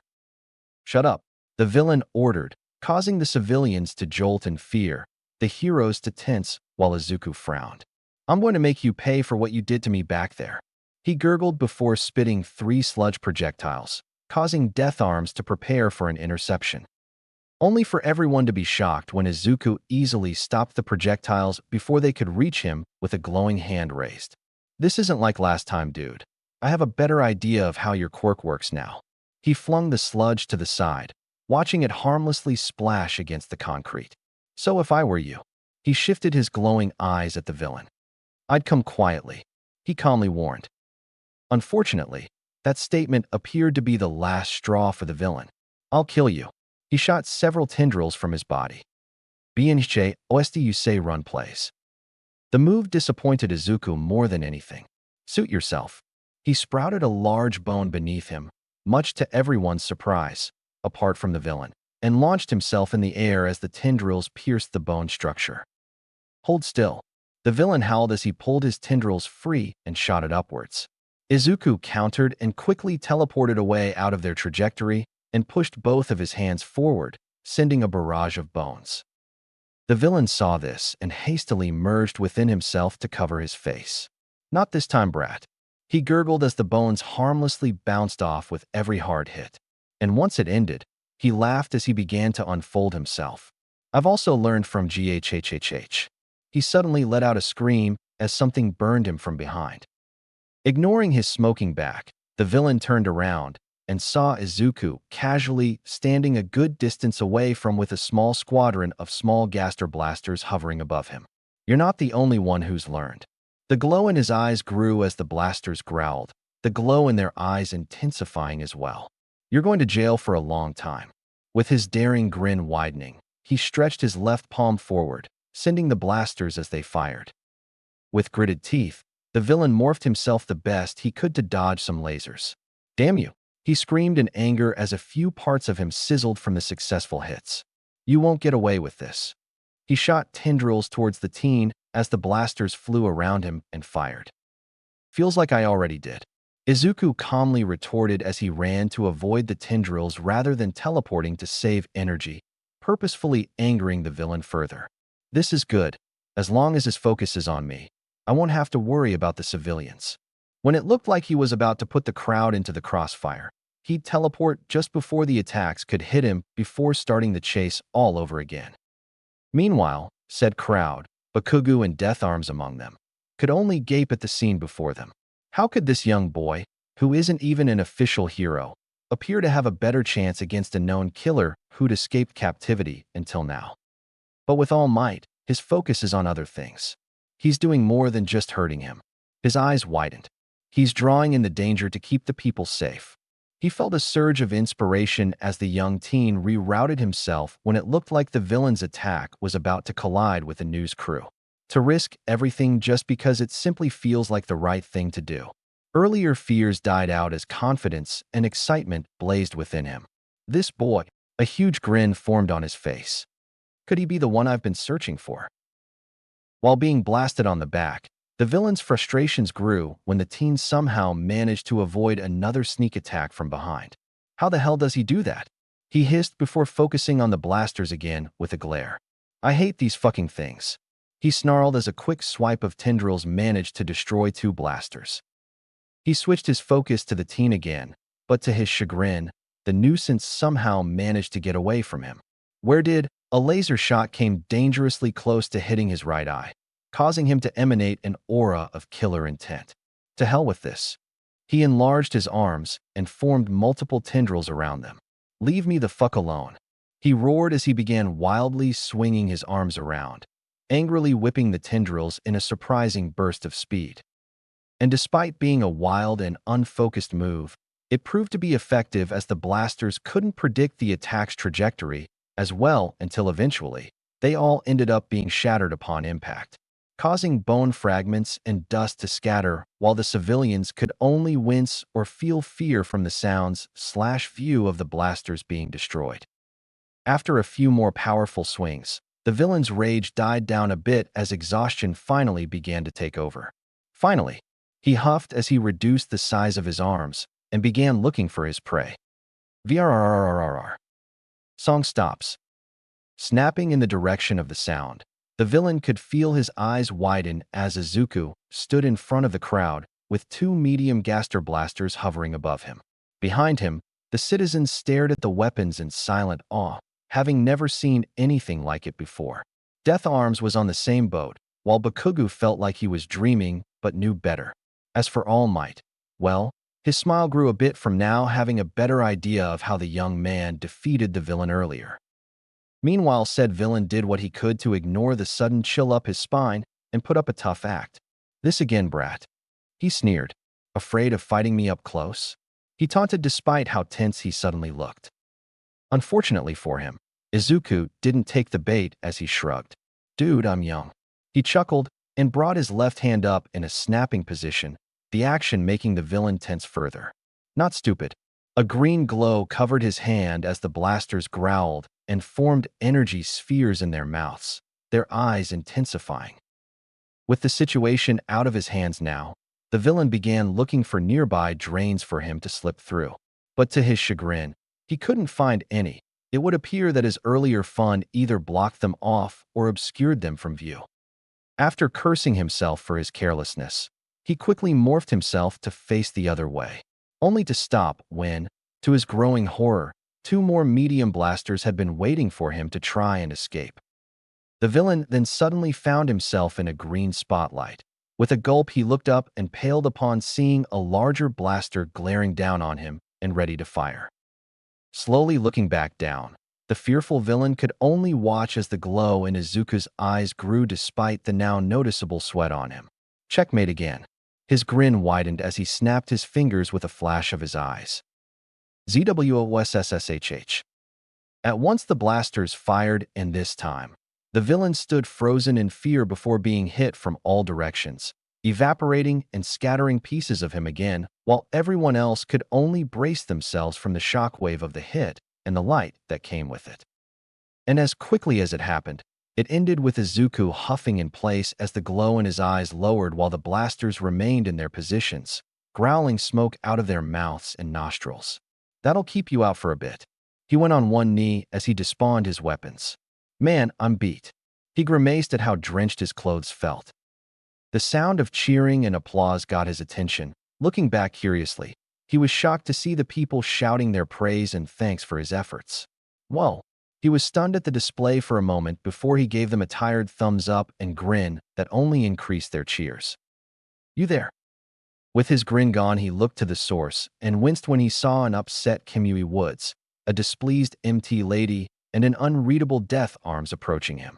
"And here comes trouble," he drawled out to himself before pointing to the area when they got close. "You guys might want to get all of his pieces. He may be out of it for a while, but trust me, you wouldn't want to take a chance and miss anything." "We know." The team tensed from Kimui's tone. "Don't worry, we'll be extra careful with the cleanup." As he said this, Death Arms spoke into his communicator to relay the message. "But don't think you can use that as an excuse for being reckless out there." He crossed his arms. "I just wanted to help people," Izuku weakly retorted while shrinking a bit from the pro's stern gaze before looking off to the side with a frown. "Don't have to be such a stick in the mud about it," he added quietly to himself. Unfortunately, he wasn't as quiet as he thought he was as MT Lady's expression cracked as she snickered to the side. Death Arms smirked a bit while the wood hero looked offended at the remark. "What did you say?" The team could only chuckle fearfully as the hero took a step forward. "I have half a mind to tell your parent," a muscular arm stopped him, causing all of them to look in surprise. That's enough, Kamui. I'm sure the kid gets it. Death Arms assured before looking down at the stunned teen. Why don't you get checked by the paramedics and head home? It's getting late. He kindly advised. Shaking off his surprise, Izuku slowly got up. Why, yeah, I will.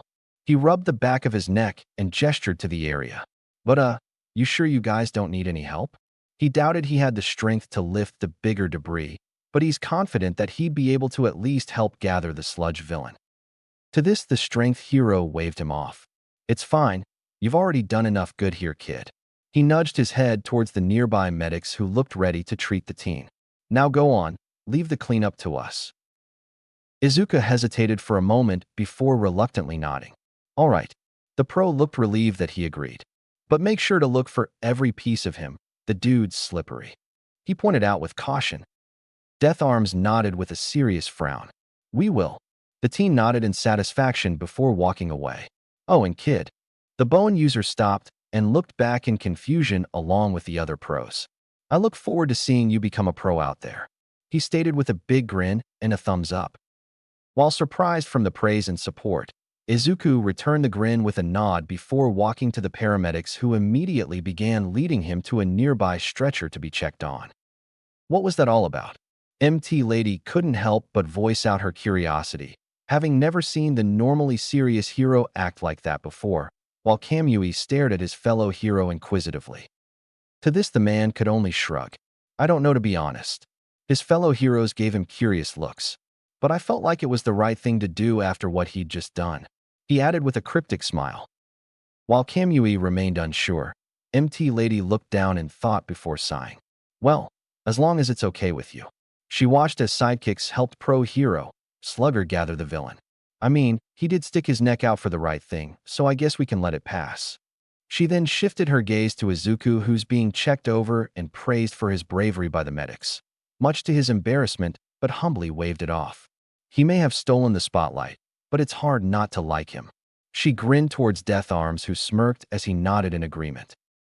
The two then turned to the wood hero, who stared at the teen in question before letting out a defeated sigh. I suppose you're both right. He conceded before crossing his arms. But it was still reckless of him.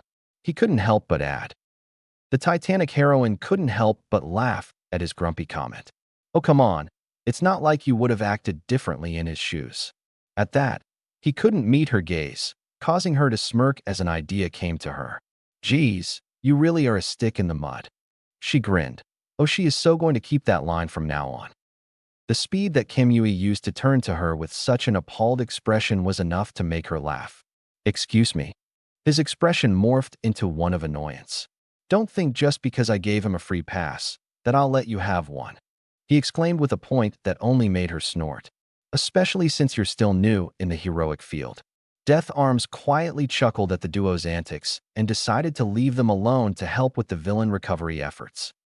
Off to the side, All Might watched as Izuku subtly observed the scene before him while also answering a few questions from the medical staff about his condition.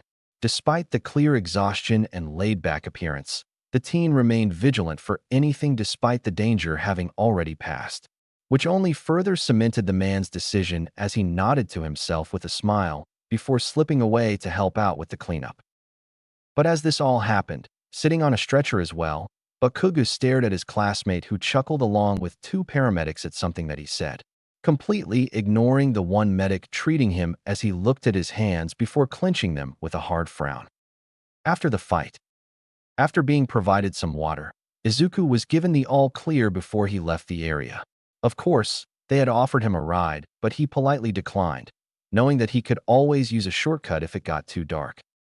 He tried to meet up with All Might before leaving, but the man was nowhere to be seen amongst the crowd, and since it was getting late, he decided to just leave since his mother would be worried sick, but not before grabbing his stuff, which he left on a nearby roof before he fought the villain.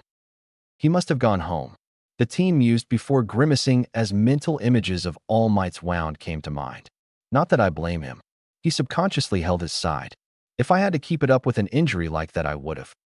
Wait. Stopping in place, Izuku turned to the voice in surprise. Bakugo. Indeed, standing in place is the self-proclaimed top dog of the school. Only this time, Instead of an air of superiority around him, it was more an aura of uncertainty and reluctance as he stared at his feet. Shouldn't you be heading home? Izuku prodded while trying to figure out why the usually mean teen searched for him. The blonde looked like he was struggling to say something before looking up to him with a hard expression. Deku. He hesitated before looking away with an expression similar to self-disappointment and anger. Damn it, he muttered with a growl. Izuku stared at him for a moment before smiling. Tomorrow's Saturday, dude. His sudden statement caused Bakugo to look back at him in confusion. We'll have plenty of time to talk on Monday. He shrugged. We've both had a long day, so I suggest we take it easy over the weekend and clear our heads until then. He tilted his head and raised an eyebrow, hoping to pass on the meaning of his offer. Sound good? Bakugo just looked at him weirdly before realization dawned on him as he nodded in agreement. Yeah, that sounds good. He quickly turned around before stopping to turn his head, still not meeting his gaze. Thanks. He muttered as loudly as he could before walking away, missing how Izuku just stood there, stunned at what he believed to be the blonde's first ever expression of gratitude, and a genuine one at that. But after a moment, he rubbed the back of his head. Well now, looks like someone got humbled. A kind smile formed on his face. Nice of you starting to change for the better, Kakin. With his senses, he made sure Bakugo was far enough before glancing back at a nearby corner behind him. You can come out now. As soon as he said that, All Might, in his buff form, dashed out of the corner with his signature laugh. As expected of a young man with your abilities. The teen snickered at his antics. But I already knew that you noticed me. The hero began flexing. Why? Because I'm all me. In a puff of smoke, he changed to his normal form while coughing up blood, causing Izuku to wince. After coughing a bit more, the man wiped away the blood on his mouth before facing the teen. Kid, I just wanted to say thank you for what you did today. The student was about to wave it off until he interrupted. And wanted to give you an offer too. He added with a knowing smile. An offer from the symbol of peace? Izuku was stunned at the thought before quickly confirming with his senses that nobody is here to listen. Look, I don't mean to sound rude, but... He hesitated as the man gave him a curious expression. I know you're the symbol of peace and all, but I'm not in it for the reward if that makes sense. He admitted apologetically. After hearing his reasoning, All Might suddenly looked even prouder as he pointed at him. That right there, he stated, is one of many reasons why I'm offering this to you. His cryptic statement confused the teen further. Seeing this, the man continued. Despite being young and inexperienced, you willingly risked your life to fight a dangerous foe. He stood proud as he chuckled. Twice, mind you, and not because you wanted to prove something. He shook his head. No, you did it simply because it's the right thing to do. While Izuku stood stunned by his words, the man suddenly frowned in shame. While I and the other heroes stood helpless, you jumped in. Consequences be damned. He smiled again as the teen felt his eyes misting. They say the best heroes have one thing in common. Their bodies moved on their own, without a moment of hesitation. He said in a knowing tone. He then pointed to the teen who felt a lump in his throat. You, young Midoriya, are no exception to this. I can say without a doubt that you will be great hero. All Might finished without a hint of doubt in his claim. After wiping away his tears, Izuku gave the hero a big grin before closing his eyes to cherish this moment. For years his mother had said that he would be able to achieve his dream, but to hear it from the man that the world considered to be the greatest hero made him feel like his dream is much closer then. Which is why you will inherit my power. After slowly opening his eyes in surprise, the teen looked up to the hero who was eyeing him in amusement. Huh? He blurted out in befuddlement. Izuku began comically cleaning his ears, hoping that his hearing somehow didn't get damaged in the fight. I'm sorry, what did you say? All Might's response was to burst out laughing. That face never gets old. He chortled. The teen didn't look as amused and remained confused. Passing down quirks. Is that even possible? He looked down and thought. Then again, quirks in general have always been a mystery to begin with. He turned his gaze to his right hand. And to add to it, there's my quirk. Yes, it has some similarities to my parents, but compared to theirs it's completely different. He clenched his hand with a hum. His thoughts were interrupted by All Might. I have many secrets, but there's no reason to lie about this. He held out his hand, and let his palm glow with power in a multitude of colors as Izuku stared at it with awe. Seeing that he has his undivided attention, the hero continued. This quirk has been passed on from one hero to another, becoming stronger and stronger as it passes on. His expression became serious as his eyes shined. But not just the power, but the responsibility passes on as well. This is the quirk I inherited. It's called One for All. The glow on his palm intensified for a moment before dissipating as he closed his hand. Izuku was floored. He'd never heard of a quirk that could be transferred from one person to another. And amongst many, only one question came to mind. But why choose me to wield such responsibility? At this question, All Might just smiled and pointed at him. Simple, because you showed me that when evil emerges you will be there to step up and face it. Repercussions and lack of experience be damned. His expression became approving. That is why I chose you. Izuku wanted to cry, not from the praise, but because someone who is considered to be the greatest hero entrusted him of all people a sacred secret and a massive responsibility. All Might spoke again. With that, I ask you once again, will you inherit my power and the responsibility that comes with it? He took one step closer to him. Will you be the successor of One for All? He raised his fist towards him with an expectant look. Izuku knew this was a no-brainer. All Might has just deemed him worthy to wield his power and entrusted him with his secret. So how in the heck could he not accept such an honor? So with this thought, the teen formed a determined expression and returned the fist bump.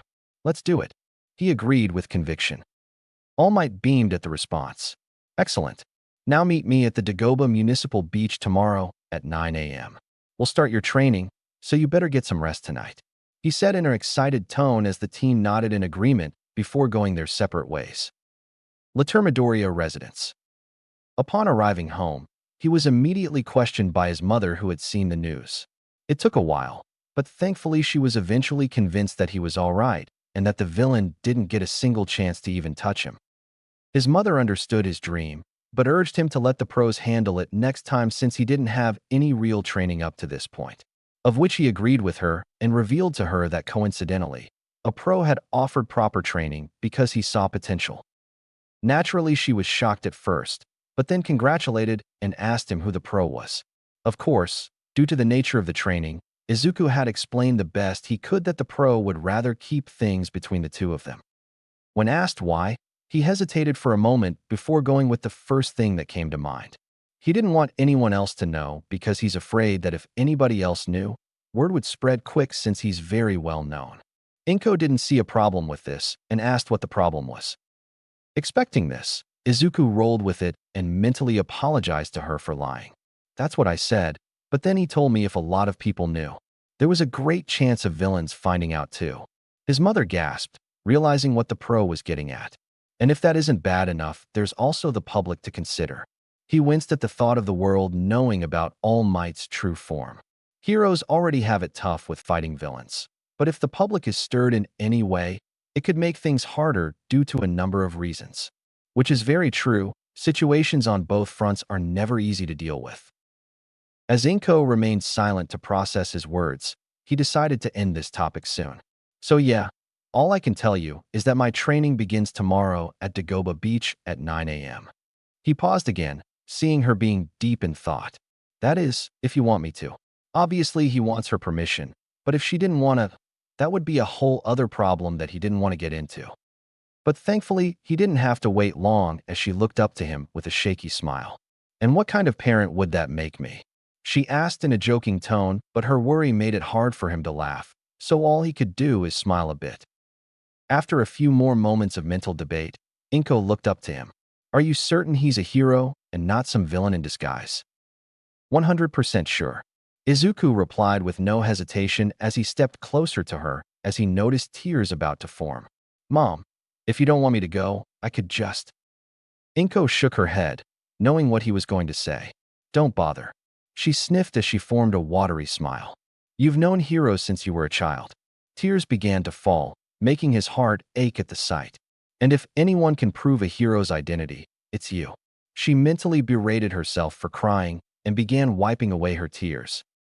Seeing this, Izuku couldn't take it anymore and gently enveloped her in a hug. I'm sorry for crying.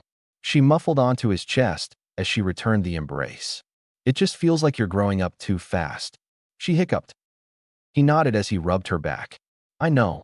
He honestly felt like crying himself, but someone needed to be strong right now, so he held it in. Nobody's forcing you to agree to it. I could always find another way to train. He gently offered, knowing that All Might could always make a way to secretly train for him. Inko leaned back and looked up to him with an amused but tearful smile. And let you miss an opportunity like this? She asked in a knowing tone. Izuku chuckled as he looked down at her. If it makes you feel any better, if it's anything bad, I could always use a shortcut to leave, he assured with a knowing grin. She returned the grin as she giggled knowingly. I'm sure you will. She agreed before sighing. I'm still worried, Izuku, but we can't let a chance like this go, so I'll allow it. She let her tears flow freely this time as she looked up to him with an almost pleading expression. Just promise me to be careful and to do your best. She sniffed. Izuku formed a thankful smile as he enveloped her in a gentle embrace that she returned with equal gusto. I will, Mom. He kissed her head before rubbing her back. I promise. He swore determinedly as she nodded against him. Later Midoriya, resident Shizuku's room. Izuku's thoughts were interrupted when Temi decided to join him on the edge of his bed by settling on his lap, causing him to smile as he gently rubbed her back. Life's always been interesting for me, but this takes the cake. He looked up to the ceiling with a small grin. To be honest, I'm a bit nervous to have this much responsibility. What do you think? He asked before looking down on his companion. Only to receive light snores mixed with purrs as a response as she nestled in his lap. Izuku chuckled. Yeah, you're right. A hero shouldn't be hesitant about this. Thanks for listening, bud. He then gently levitated Temi onto her bed. With that done, he laid down, thinking about All Might's quirk and everything that came with it. A successor, huh? The next day to Goba Beach. Once Izuku arrived at the beach, he immediately noticed the mountains of junk that the beach was covered with. What a dump. He joked to himself as he glanced around. Though he was right, at first glance the place would appear to be nothing but a junkyard. He halted his observations and turned to where he felt a presence in his sensory field to see All Might, in his real form, walking up towards him. Glad to see you're here early for your training. The pro greeted before getting a good look of the teen. Standing at a respectable 5 feet 7 inches, wearing a blue tracksuit with a white stripe running down his pants. He seemed to have some muscle, indicating that he has at least done some training in his spare time. The pro's observations were interrupted when Izuku spoke. Not to doubt you, but why here? He idly watched the waves as they crashed onto some pile of garbage. Because we're going to restore this place to its former glory, while we train your quirk as well as one for all. Izuku nodded to his words as the pro straightened himself. But before that, I believe it's best to introduce ourselves. He raised a hand before the teen could interrupt him. It's just for formalities, and besides, I can trust you to keep whatever is said here to be a secret. He pointed out with a wry grin, remembering how the teen reacted to his real form. Izuku returned the grin before gesturing him to continue. Okay then. The pro cleared his throat. My name is Toshinori Yagi, the 8th wielder of One for All. 8th user. The teen couldn't help but whistle at the fact. And with every generation past, that explains how you got crazy strong. He noted with an expression of awe as he idly wondered what that kind of power will do to him. Seeing that he has his attention, Toshinori continued. You can call me that when we're alone, but I highly advise against using it in more public areas where there is no guarantee of privacy. He warned with a serious expression. With evil at almost every corner, we can't take any risks. Makes sense. Izuku nodded in understanding, knowing full well that most villains will only need one piece of info just to find their target. And considering that this is the symbol of peace, the very reason for the many downfalls of various villain groups, he can only imagine the great lengths villains will go to acquire just his name. Pushing away the grim thoughts, Izuku grinned as he pointed a thumb to himself. My name is Izuku Midoriya, and I'm, apparently, going to be your successor. He shook his head with a chuckle. Still can't believe this is happening. Toshinori returned the chuckle. Well, best get used to it, young man. The pro became serious again. Now, young Midoriya, I know you have a quirk, but from what I've seen it isn't a normal one. After receiving a nod, he continued, I will change your training regime once I have a better grasp on your quirk and how well you can use it. Izuku nodded before taking a deep breath. Okay, so my quirk is named Energized Bones. After the explanation, by the end of it, Tashinori was honestly confused. Weird, he muttered with furrowed brows. I can understand telekinesis, but how do the bones fire lasers? He then placed a hand on his chin, his confusion growing. What's more, how did his parents' quirks combine into this? The more he thought about it, the more questions he had, which further increased his confusion. That's what I said.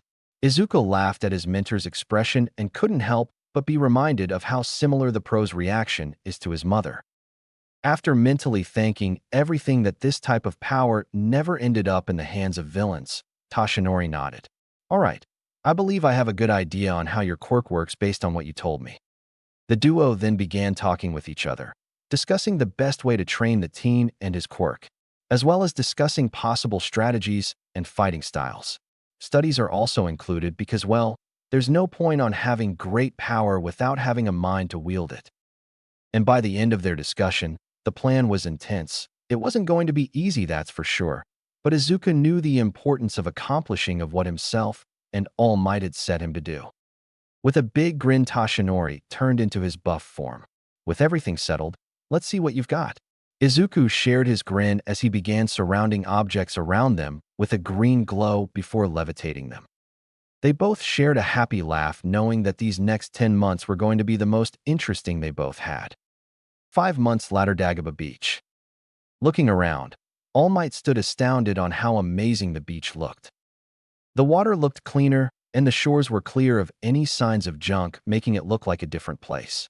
And to put the cherry on top, the beach had a clear view of the horizon, making him understand why people loved this place before the whole garbage situation started.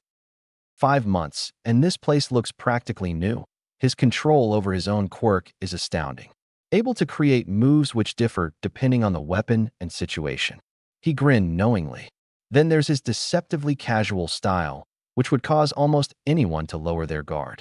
The pro was brought out of his thoughts when Izuku walked towards him, eagerly awaiting the next phase of his training.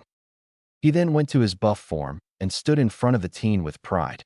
Young Midoriya, you have far exceeded my expectations. Not only have you cleared the beach in half the time, but also proved to me that I chose the right successor. All Might stated proudly. Izuku had a huge grin on his face, happy to have made his hero and family proud. Speaking of family, over the course of his training, his mother had continued to support him. Aside from emotional support, which Timmy would provide as well in spades, she had diligently followed the diet plan suggested by All Might and added a few suggestions herself.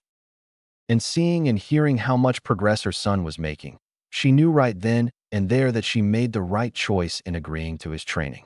And despite the fatigue he would show when he came home from working hard, she couldn't be any prouder. Izuku's thoughts were interrupted when All Might plucked one of the hairs from his head. Take this to heart, Izuku. He held the hair in front of him. Something that you receive because you're lucky and something that you are given because you are recognized are different in essence. This is power that you earned because of your own effort. The teen was at awe with what he said before looking at his strong hands with a smile. This is it. After all the blood and sweat it took to get here, the moment has finally arrived. 2. Eat this. Izuku snapped his head up in shock, seeing his mentor holding the hair closer to him. Huh. He really hoped he misheard him. All Might boomed in laughter as he remembered having the same reaction. You need to eat this so that you gain my DNA for you to use one for all. He then held out a water bottle with his other hand. Take it with water, it makes it easier, he said in an experienced tone. I knew being a hero would mean getting in hairy situations, but this is ridiculous. Izuku chuckled awkwardly as he took the hair and water bottle. Do I really have to eat it? He eyed the items with a hesitant expression. All Might grinned knowingly. Sometimes the real thing is much more of a letdown than most people think. The teen grimaced, but unscrewed the water bottle cap regardless. In case you were wondering, the power can't be taken from you unless you allow it. The pro added as the teen placed the hair in his mouth before downing it with water. After gulping everything down, Izuku wiped his mouth with a shiver. That's a relief. He closed the now empty water bottle before looking at himself in confusion. I don't feel any different. He commented as he made a bone projectile the air, noting that it didn't look any different. All Might inwardly chuckled. Of course not. It needs time to be digested. The teen made an O face before nodding in understanding as he despawned the bone. Now then, young Midoriya, we need to start combat training. Izuku was taken aback by this. Wait, what? He tilted his head in confusion. Isn't it dangerous to use one for all here without getting a grasp on it first? Even if the place is clear now, he doubted it would safe to go wild since people don't live too far from here. The pro calmly waved off his question. Not to worry, young Midoriya. Allow me to clarify. I'm in a combat simulation. Oh, Izuku looked more relieved. But where do we go? He doubted there would simulators just laying around the city. With a big grin, All Might answered. I'm glad you asked. We're going to a training ground within UA campus. Izuku went wide-eyed and could have sworn his jaw fell on the floor at the concept of him being trained at UA, the top hero school of all Japan, the same place where his idol and many great heroes learned to become who they are today. It all sounded like a dream come true, but he couldn't help but feel as though this was unfair as Izuku looked uncertain. Is this even allowed? His mentor gave him a questioning look. I mean, wouldn't it be seen as favoritism towards me, since it might give me an unfair advantage over others? He winced at the thought of causing unnecessary drama over this. All Might stared at the teen for a moment before a proud smile made its way to his face. You still think of others, even when you're given a chance most would take without hesitation. His point caused the teen to shrug with a sheepish grin, not seeing any point in denying it. But worry not, young Midoriya. The reason why I'm suggesting this is because since you wield one for all, you will need a secure place where you can test your powers without causing unwanted damage and unwanted exposure, the hero firmly stated. Izuku understood what he meant. UA is well known for their security and well-equipped training areas, making the perfect place to train in secret and not have to worry about hurting anyone. Welp, better get started then. He agreed as All Might beamed down at him. UA Grounds Underground Training Facility. After exiting the elevator to the training grounds, they were greeted by two figures that made Izuku stop in his tracks. It was Recovery Girl and Principal Nizu. Dang, I should have brought my notebook. He mentally scolded himself for missing an opportunity to receive autographs from other heroes. He was brought out of his thoughts when the principal spoke. Tashinori. He nodded to the man before looking at Izuku. And this must be the successor you've been telling me about. In his real form, Tashinori placed a hand on the teen's shoulder. Yes, allow me to introduce Midoriya Izuku. Masking his excitement, as well as he could, Izuku approached the two and held out his hand to the principal with a smile. It's nice to meet you, sir. He stuttered a bit, earning a soft laugh from Tashinori and a giggle from Recovery Girl. As he shook his hand, the principal stared at the teen's eyes. He has that spirit in his eyes. I can see why you were chosen. He thought to himself before releasing the hand with a smile. The pleasure is mine, Midoriya. He gestured to the area. Please, use the training grounds as you see fit. He encouraged with a light bow before leaving the teen with the two pros. With Nizu inside the elevator, Tashinori and Recovery Girl began leading Izuku to the training grounds. Right this way, dearie. We'll start things to slow first to get you adjusted to your surroundings. The heroine stated, earning a nod from the 10 as he followed. But as they walked, Izuku couldn't help but be awed of the place. Weights, training dummies, and more than enough space to allow movement. Pretty neat setup here. He whistled as he noted the high ceiling and how well illuminated the place is. Kind of reminds me of a place from a video game. He paused as he suddenly stopped in his tracks before looking down at himself with surprise and confusion. Tashinori and Recovery Girl saw this and immediately rushed to his side. My boy, what's wrong? He asked in concern as the heroine was about to take a closer look at the teen, only for their expressions to be replaced with awe at what they're seeing. Izuku's eyes began glowing bright as green sparks emanated from him. W.O. He took a step back in shock before staring at his hands in awe. I guess OFA finally became a part of me. He mused out loud, still recovering from the sudden rush of energy within him. How do you feel, young Midoriya? Tashinori immediately asked while Recovery Girl just shook her head at the man's obvious excitement. After shaking off the initial shock, Midoriya looked at them with a grin. I feel powered up. He bluntly stated as he took a breath, trying to calm his sparks down. It's like all my stats are boosted. He allowed himself to relax a bit as the amount of sparks from him lessened. Energy and stamina included, if that makes any sense. He added. Tashinori stared at him with a knowing expression as he gestured to the training dummies. Well, why don't we test it out then? Both adults chuckled as Izuku nodded excitedly. Step into the middle and hit this dummy while channeling one for all. Keep in mind that there will be some knockback, so be careful. He warned, of which the team took to heart. Tashinori and Recovery Girl then went to the side, while Izuku stood in front of the dummy. Before closing his eyes, he imagined his power flowing. The same way how he would channel his energy through his melee weapons and gaster blasters. After a moment, sparks began emanating from him as he opened his eyes with an intense glow to them. Here we go. He steeled himself as he reared his right fist back with a deep breathe as the pros stared at him in fascination and anticipation. Take this. He threw his fist forward with a yell. The result was the dummy caving in on itself before whatever's left was sent flying to the wall on other side of the area with a loud impact that shook the area a bit. I did it. Izuku whooped as he raised both hands in the air while the adults were awed with the young hero's control and the results. However, the teen's victory was short-lived when he felt pain shooting up his right hand. Gah! He fell to his knees and clutched his now noticeably damaged right hand. What the? He cut himself off with a hiss as he felt his wrist throb too. Both pros ran to him, assessing the damage. Oh dear. Recovery Girl gasped a little before suddenly kissing the injury, much to the teen's shock and pain. But before any complaints were voiced, Izuku's injured hand was covered in a glow before looking good as new. Huh. He looked at his restored hand in confused shock before realization dawned to him. Oh right. Her quirk allows people to heal faster at the cost of the injured stamina. He idly flexed his hand, glad that there isn't any remaining pain in it. And I guess I'm not experiencing the expected fatigue from her quirk because of the stat boosts. Ignoring the teen's fascination, Recovery Girl carefully eyed his form. Interesting, your original quirk helped keep your bones intact. Her gaze moved to the light marks on his hand, causing her to frown.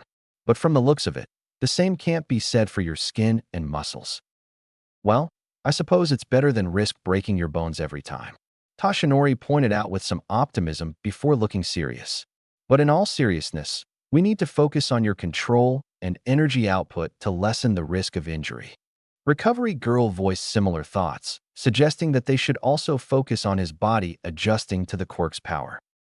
Izuku nodded to their advice. No complaints here. He shrugged before chuckling. Dunno about you two, but I'd rather not be renamed as Bruised Wayne anytime soon. Tashinori laughed heartily while Recovery Girl just shook her head in fond exasperation, knowing that she was going to be busy treating similar injuries in the future.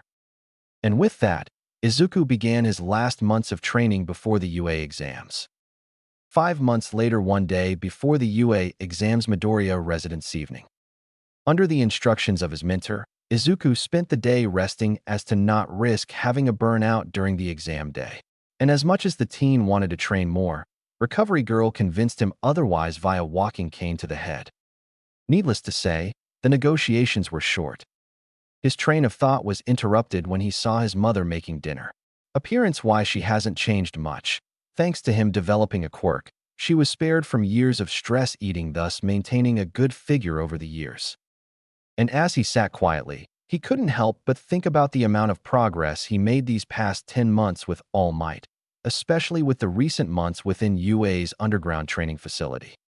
Thanks to experience with how his original quirk works and the added power of OFA, it allowed him to go further, creating moves which would aid him in various situations where he may need to knock out, restrain, surprise, rescue certain individuals, or finish fights quickly. It also helped that, apart from being a nerd, he loved video games and anime, allowing him to become more creative with his quirk use, especially if he wanted to go from deceptively casual in one moment before becoming overwhelming in the next. In terms of appearance, Izuku gained a fair amount of muscle, but thanks to his outfit choices, which mostly consisted of hoodies and loose pants, it went unnoticed unless you really pay attention, which suited him just fine.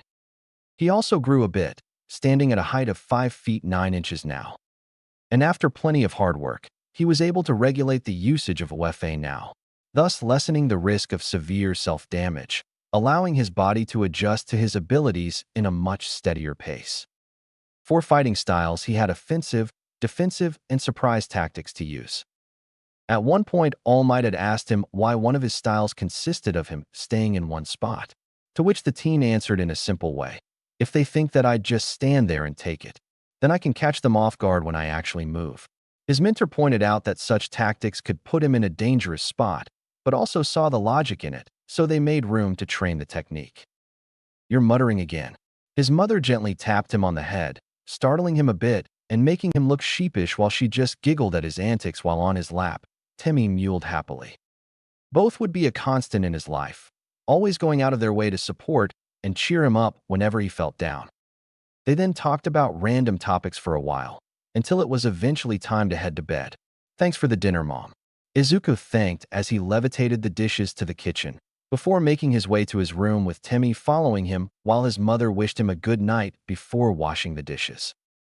Izuku's room.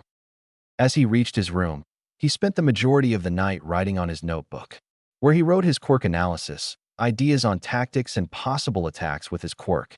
Once satisfied, he closed his notebook and placed it onto his desk. That should do for now. He stood up and stretched with a yawn.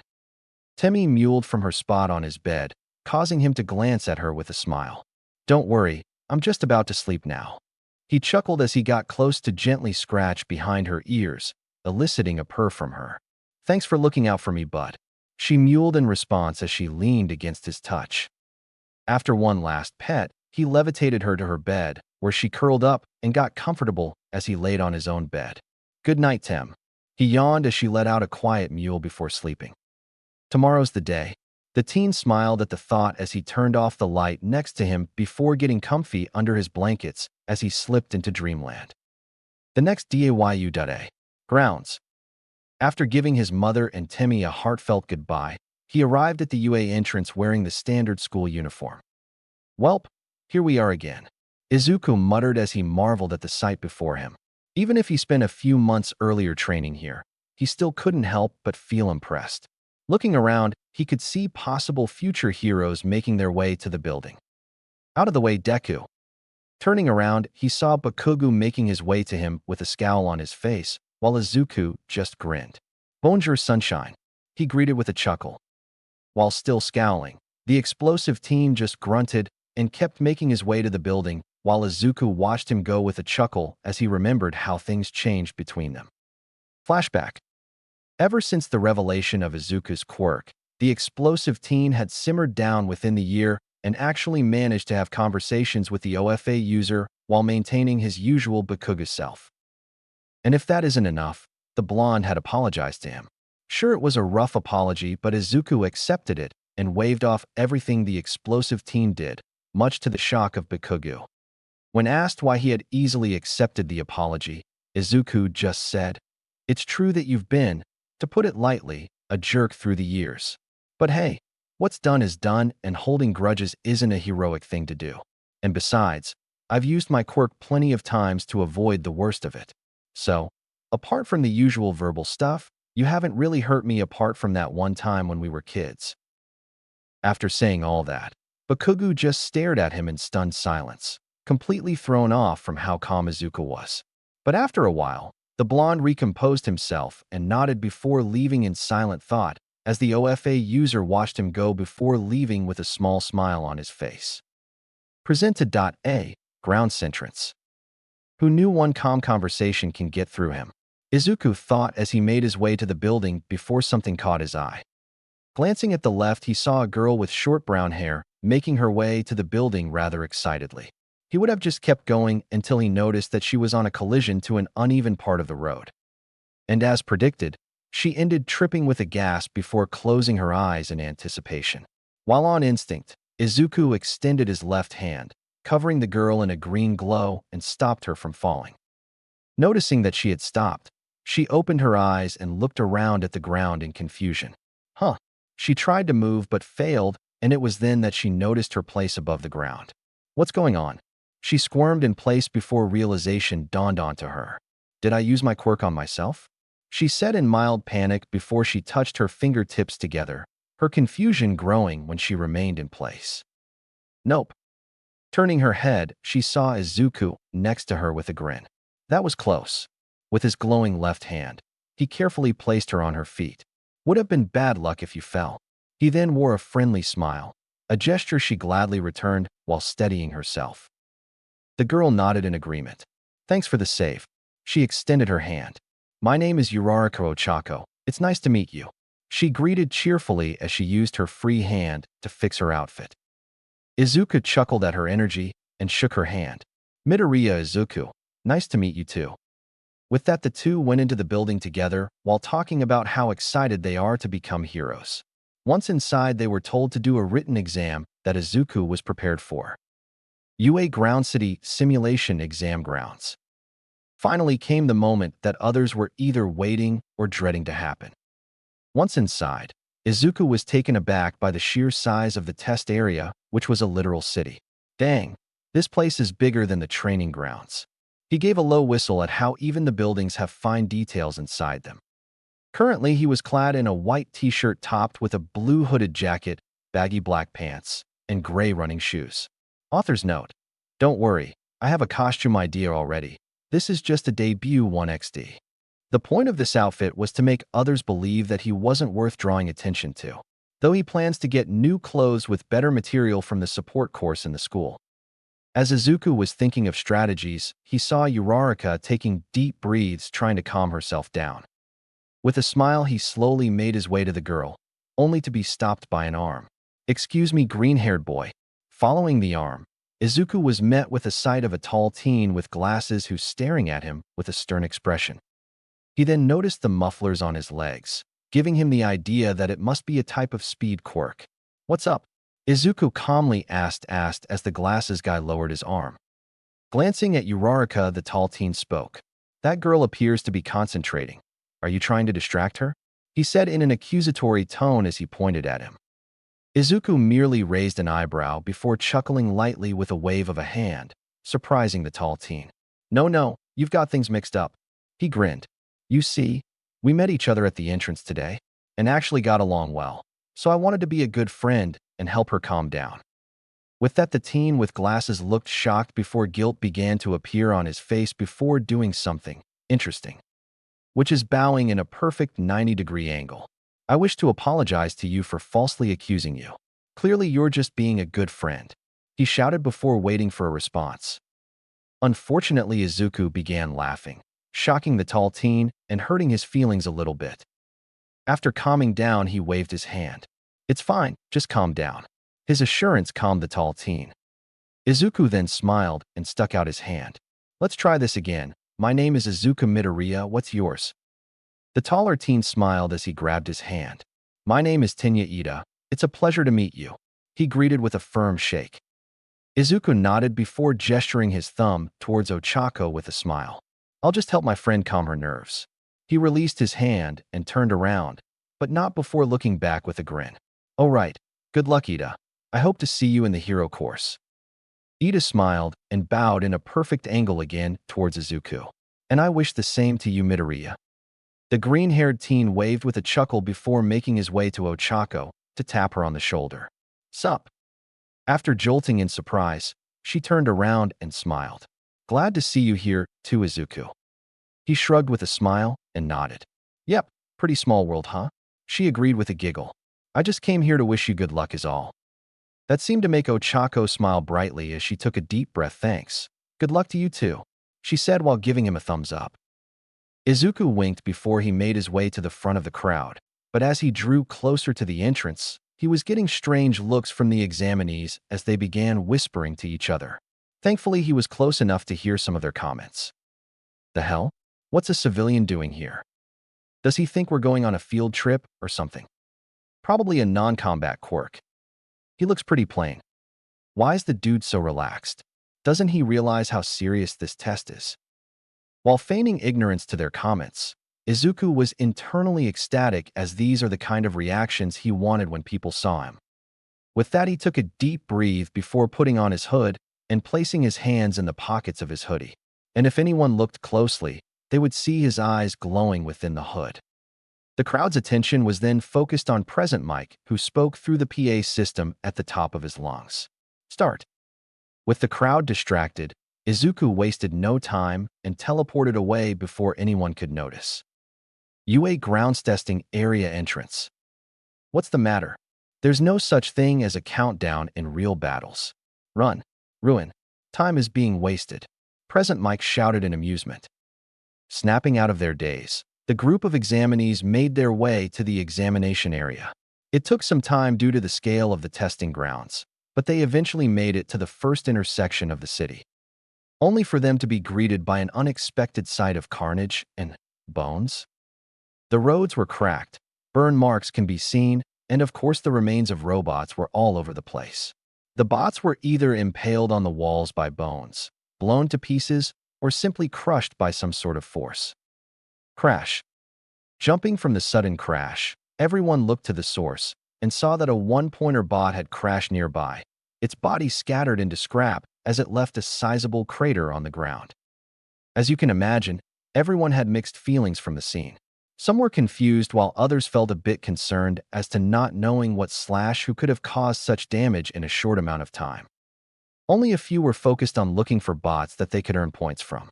And amongst the crowd, Ochako and Ito were looking for their friend before eventually giving up, believing that he must have moved on ahead. Snapping out of the moment, the group split off to find bots to wreck.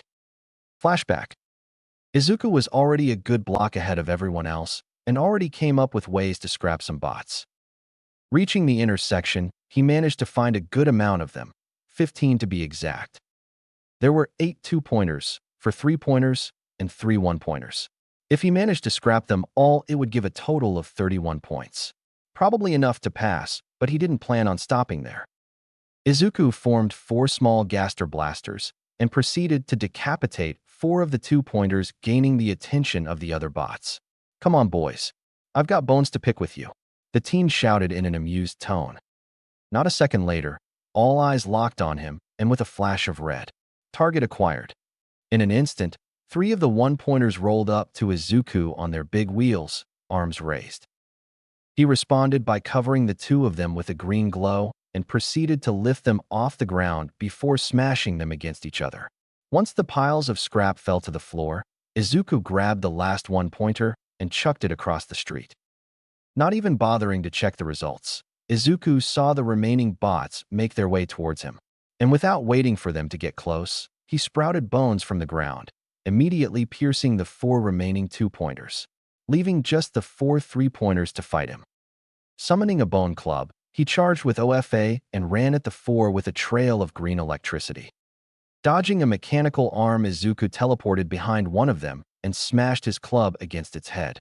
Once destroyed, he then jumped away from the short-circuiting bot and stared at the remaining 3. With OFA still surging through him, he proceeded to lift one of them with his psychokinesis and threw it to the side of the building where bones were waiting to impale it. And after making sure the bot was impaled with a loud crash, he turned to the 2 remaining bots and with his hand raised, he summoned bones in the air before bringing his hand down, causing the bones to rain down on one of the 3-pointers, effectively making it into a pincushion. Without turning around, he focused OFA through his right fist and proceeded to backhand the last 3-pointer that tried to attack him from behind. The latter was ripped into pieces from the sheer force of the hit, leaving it headless as its torn body fell to ground, twitching among its scattered pieces. That's 31 points, but Izuku looked down on his hand with a somewhat unsatisfied expression. Only 5%, huh? During his training, Izuku had learned to channel 1 for all throughout him rather than just letting it flow through one point of his body. He felt a little bit down, but luckily for him, All Might assured him that his training wasn't a waste, and eventually he will grow from 5% and possibly beyond that. Just the thought of being eventually stronger than All Might still baffled him. He was brought out of his thought when he heard something behind him. Turning around, he saw the 1-pointer that he threw across the street earlier was slowly dragging its way towards him. Dustery, it managed to say while sparking up a storm. Fully turned around, he stared at it with a casual look. Huh, guess that's what I get for not checking, he thought as he lifted his left hand and proceeded to lift the bot off the ground and throw it in the air. Now it's 31 points. He chuckled to himself. As he was about to move, he heard Present Mic's voice. What's the matter? There's no such thing as a countdown in real battles. Run. Ruin. Time is being wasted. Looks like they're on the move now. Izuku thought with a grin before teleporting away to find more bots. Not a second later, the group of examinees arrived at the scene with wide eyes. Meanwhile, in the observation room, the teachers of UA were watching several students destroy the robots with ease. And while combat ability is important, they were also searching for something more than that. Namely qualities that made up a hero. Well, it appears we have quite the batch this year. Midnight commented to her fellow heroes and proctors. Present Mike nodded. Promising students indeed. He yelled as he watched a group of teens destroy bots with ease. A man with scarves just grunted with a neutral face. I can already tell that there's some troublesome ones. He had a blonde student with an explosion quirk, wearing a vicious grin as he's surrounded by scrapped bots, apparently really into the test. Very troublesome. The man sighed again before his eyes landed on a green-haired teen with a hood on, casually standing among destroyed bots, causing the pro to raise an eyebrow from the teen's casual outfit choice. And some interesting ones as well. He knew looks aren't everything, but something about this one felt unique somehow. Meanwhile, All Might in his real form wore a smile from having witnessed Izuku not only destroy robots, but also taking the time to help others who appeared to be in trouble. And from what he can see, cracking a few jokes along the way, making some examinees laugh a bit. You've already passed my expectations, young Midoriya. Truly a fascinating bunch. Principal Mizu agreed as he watched students destroy more robots with ease while others simply stood knowing that they passed. His eyes then landed on Izuku, who's been looking for more people to help or bots to scrap. But we can't be sure yet. He reached for a big red button and pressed it. The real test starts now. From his spot, All Might chuckled softly as he watched the screen. This should be interesting to see. His smile widened in anticipation while his fellow teachers shared similar thoughts. Back in the testing grounds, Izuku let out a breath after kicking a robot's head off. Looks like I have 71 points now. He landed and looked around the examination area, noting that most bots were destroyed and that other examinees were beginning to rest. Welp, looks like I can take nap in the meantime, he said in a happy tone as he stretched with a sigh. But as he was about to find a place to nap, the ground suddenly shook, nearly throwing everyone to the ground, while most turned to one direction and were all shocked at what they saw. Following their line of sight, Izuku saw what they were looking at and instantly felt his jaw dropping. Ah crud, he thought in shock as he closed his mouth. Standing at the end of the street was the zero-pointer itself. The Goliath was as tall as a building and could easily crush one with its hand. Speaking of hands, the robot raised its fist and brought it down, creating shockwaves that sent debris everywhere. Everyone turned around and started to run away, with Izuku steadily following. Why doesn't UA send that thing to fight villains? While running, he looked over his shoulder with a slightly panicked look. Worse yet, someone might get killed if they don't. Ow. Izuku immediately halted in his tracks and turned around to see that Ochako had her feet pinned by some rubble, watching in horror as the robot raised its fist to crush her with its eyes glaring down on her. Terminate. As it came down, she can only close her eyes in tears as she waited for the impact to come. Thump. A gust of wind blew on her as she heard a loud crash around her that shook her world, but with no impact. Understandably shocked, she fearfully opened her eyes, only for them to immediately widen in confusion as she saw that the fist was being held back by bones. Ochako uttered in confusion as she looked around to see that large bones from the ground had stopped the massive fist from crushing her, some of which were beginning to crack from the pressure. Seeing this, she was about panic when Izuku appeared next to her, surprising her a bit. Ochako, are you okay? He asked in a concerned voice as he levitated the debris off her legs. The girl looked up a bit dazed and shocked, but managed to answer. Mme ankle hurts. Ochako grimaced while trying to fight through the pain. Hey Izuku, did you do? No time for that. We need to get you out of here. He interrupted as he noticed the bones starting to give out before quickly picking her up in his arms. Hang on tight. She immediately listened to his warning and held on as he ran away from the robot's fist with OFA surging through him. Just before the bones gave out, causing the fist to slam on the ground. While running, Izuku glanced at her ankle. Slight bruising. He observed as he stopped far enough from the zero-pointer. Only a few minutes left till the exam ends. He then grimaced. But even with the short amount of time, the robot could still cause a lot of damage. He eyed the massive bot, ignoring the fleeing examinees as it rampaged through the area. And if something isn't done, it'll just hurt a lot people. His eyes narrowed at that thought. He was about to start running again when he saw someone he recognized. Ida. The taller teen whipped his head with a surprised look on his face as he skidded to a stop. Midoriya, are you and your friend all right? He yelled as he made his way towards them. Ochako was about to say she was fine until she hissed when her ankle started acting up, causing Izuku to frown. Her ankle is a bit bruised, but otherwise we're both fine. Ida nodded at the info and also eyed her ankle in worry. But since you have a speed quirk, I can trust you to take her somewhere safe, Izuku said as he pushed Ochako towards him, the latter lightly protesting from being suddenly handed over to someone else. While understandably caught off guard with having someone pushed into his arms, Ida still made sure to keep a good hold on her W-weight. In his arms, Ochako looked at the OFA user with an expression of shock and worry. What about you? To this question, Izuku grinned and turned around with his hands in his pockets to face the giant robot. There are only a few minutes left until the exam ends, but by then the robot could seriously hurt someone. His grin was then replaced with a frown. Or worse, killed, he added with narrowed eyes. While both teens paled at the thought of someone dying, they maintained their focus. Then what's the plan? Ida asked with intrigue as Ochako looked at the teen with the same curious look. With a renewed grin, Izuku's eyes began to glow. Simple. I'm going to scrap that tin can. He casually responded with a shrug. What? The two yelled in shock as they looked at him like he was crazy. But Izuku expected the shock and just hummed in confirmation. Yep, you heard me. He returned his gaze on the robot. Can't exactly let that thing cause any more damage. He glanced at nearby buildings that are beginning to develop cracks from the tremors and damage being caused. Midoriya, you can't take that zero-pointer on your own, Ida yelled before he and Ochako grimaced as they staggered from tremors caused by the bot punching a building ahead of them before the taller teen found his footing. It's too risky. Ochako voiced similar thoughts, saying that they should just run while they can.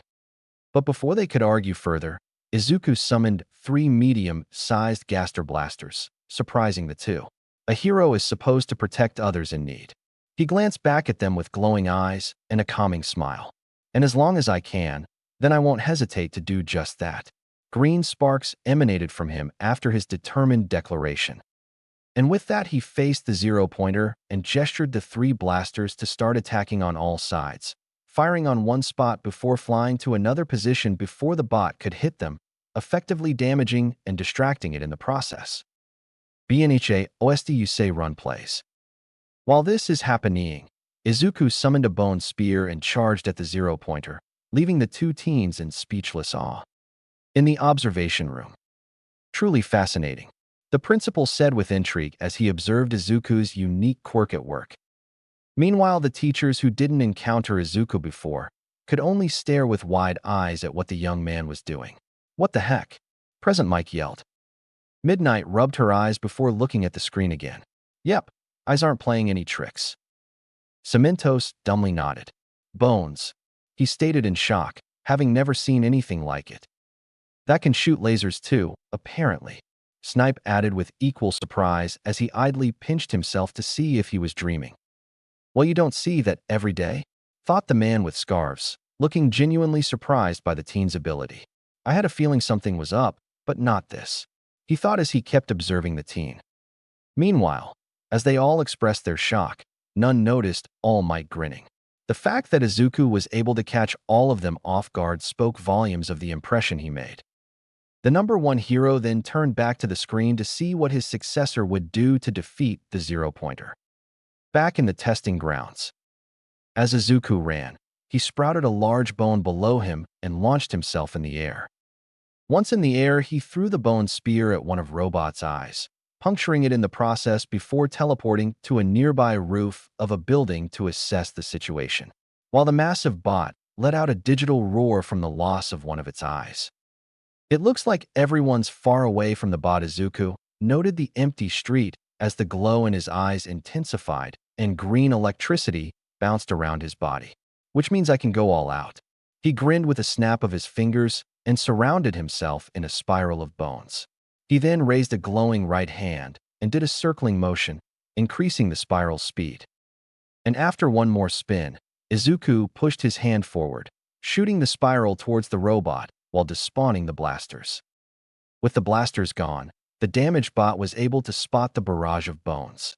And due to lacking speed, it could only raise its arms and protect its face, leaving the rest of its body to be either dented, stabbed, or scratched from the intense attack. As this happened, Izuku jumped into the air to quickly form a larger blaster under his feet, allowing him to hover. It's big, but that just means it'll fall harder. He grinned as an idea came to him. Once the bone barrage ended, the massive robot was noticeably damaged. Bones stood out from random parts of its torso, scorch marks, noticeable dents and scratches had also marked it. Even sparks would show up every second due to damage caused by the blasters earlier. Target lost. Systems damaged. It began looking around, despite one of its eyes suddenly erupting from the bone spear earlier. Optic lost. Continuing search. It droned out as its movements caused the area to rumble. Just as it was about to give up, its remaining eyes landed on a grinning Izuku, who stood on a fully charged Gaster blaster ready to fire. Sup? He thrusted his hand, sending a large energy beam to the robot's chest. ZWOSSSHHH. The bot faced the attack, a fatal mistake as the beam made contact and managed to punch through the robot's back, while those below who witnessed the scene could only gape at the display.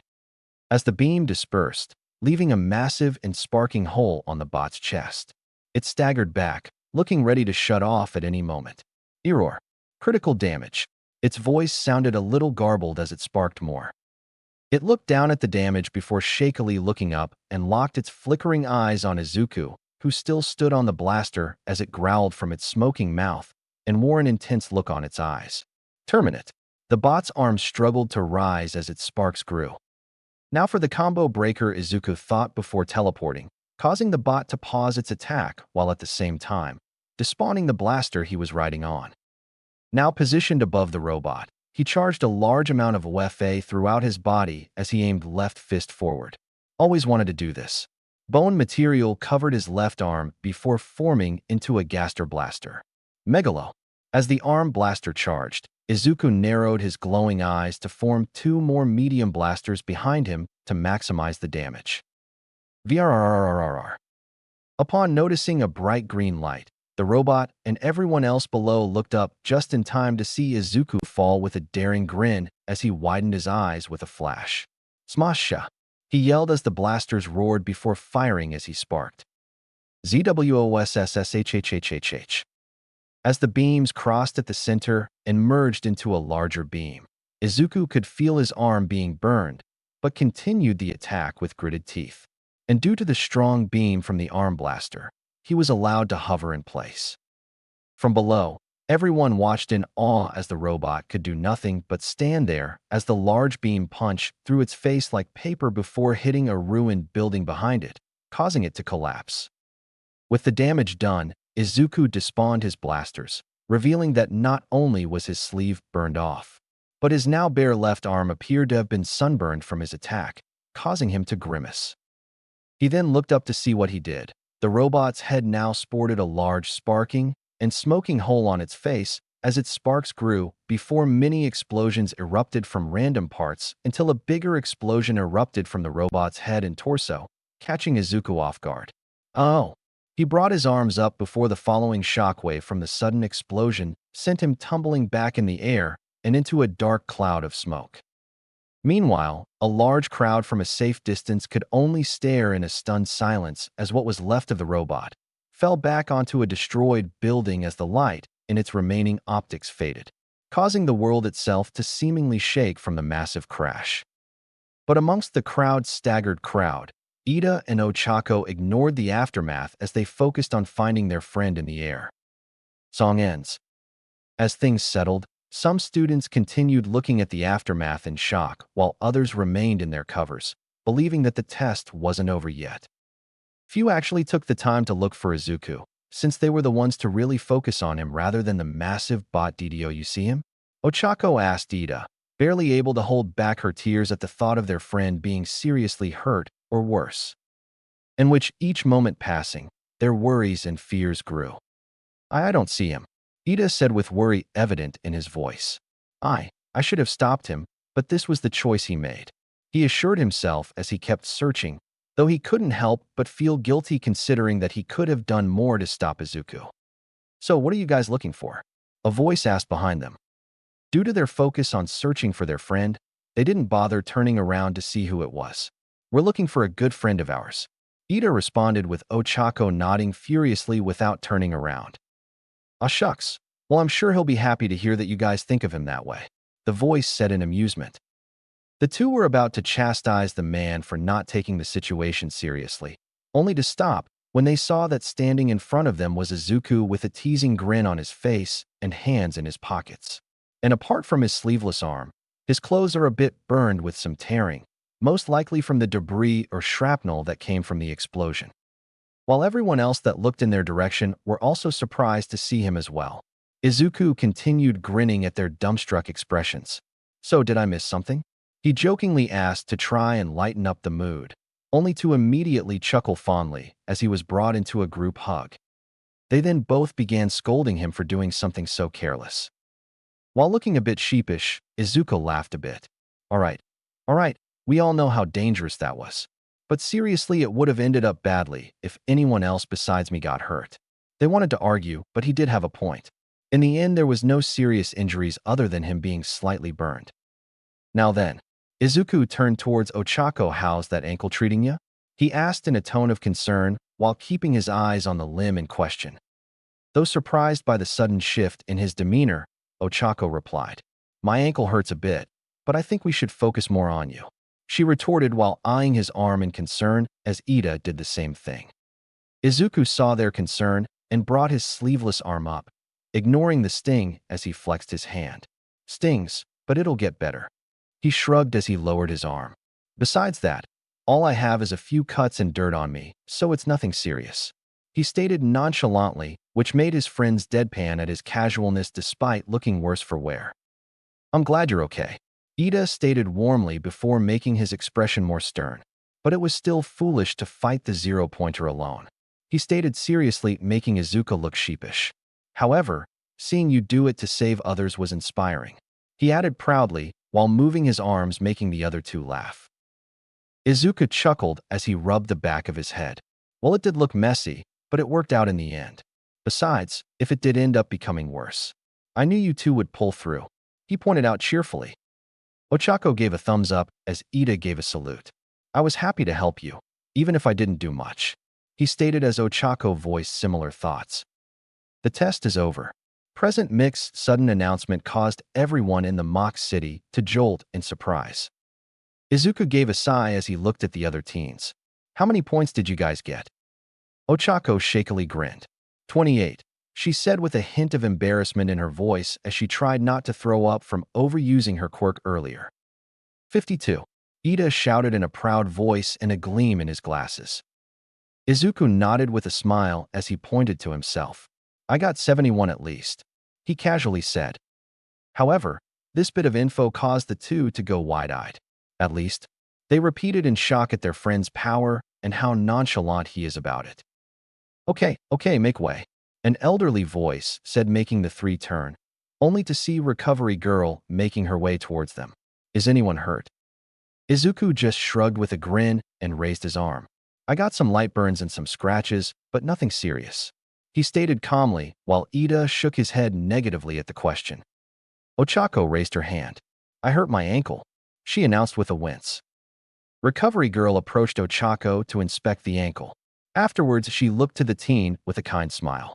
Don't worry, dearie, it's nothing serious, she announced calmly, making the three sigh in relief. Now allow me to take care of it, The heroine said as she knelt down and stretched her lips to kiss Ochako's ankle.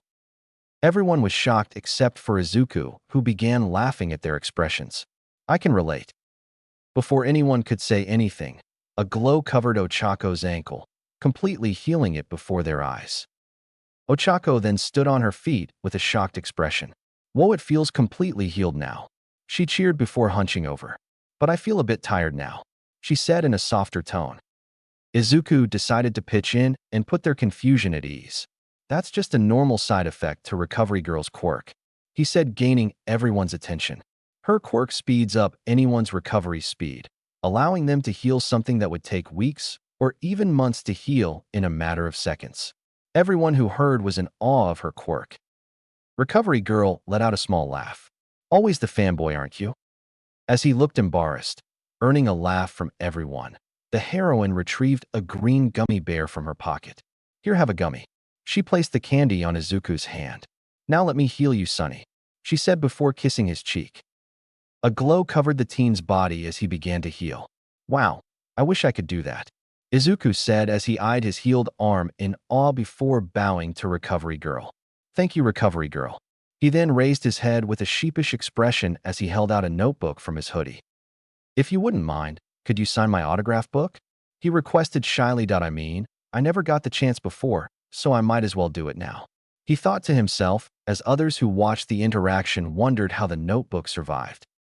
The elderly woman let out a warm laugh as she grabbed a pen from one of her pockets and wrote on a blank page. It's not every day someone asks an old lady like me for an autograph, she said as she finished and offered it back to him.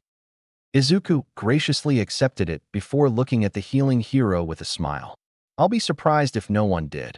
Healing heroes are always appreciated for what they do, he said earnestly, causing some students to voice their agreements. Recovery Girl felt touched by this statement and the praise from the other examinees. Well, I better not let anyone down then. She then turned to the crowd. Is there anyone else injured? She called as she started to make her way to the other students. As this happened, Izuku and his friends began leaving the area along with many others who weren't injured but just tired from fighting. But as they left, he couldn't help but hear what some people in the crowd were saying. Holy shit, did you see that? A better question to ask would be, who didn't see it? That kid's a monster. Thankfully, he's on our side. He summoned freaking cannons and bones. They were like swoosh. And then boom. As they reached the exit, Izuku couldn't help but blush from what he heard. It didn't take a genius to figure out who or what they were talking about. When asked by his friends why he resembled a tomato, he simply said that he was feeling tired. Later outside the UA grounds. After everyone gathered their things, Ida, Ochako, and Izuku walked out of the UA exam building wearing their middle school outfits. Wow, it's finally over, Ochako said while she stretched her arms.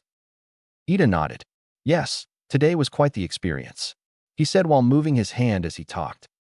Yep, but we made it through, Izuku said with a satisfied expression with his hands behind his neck. And with the points we got, I'm sure we got in. They found themselves agreeing with his assessment. Fucking finally. The three turned around to see a certain blonde teen walking up to them with a scowl. Izuku gave him a grin as he approached. Good to see you, sunshine, he said with a laugh, surprising his two companions. Fuck off, Deku, Bakugo growled as he stood in front of them. Enjoying the response, Izuku continued. So how did your test go? Though he had a feeling that he knew the answer. The blonde grinned while he cracked his knuckles. What do you think? He said sarcastically. Those metal heads didn't stand a fucking chance. He then walked past the two confused teens and walked right up to Izuku, who just kept staring with a grin. What about you? Izuku just shrugged.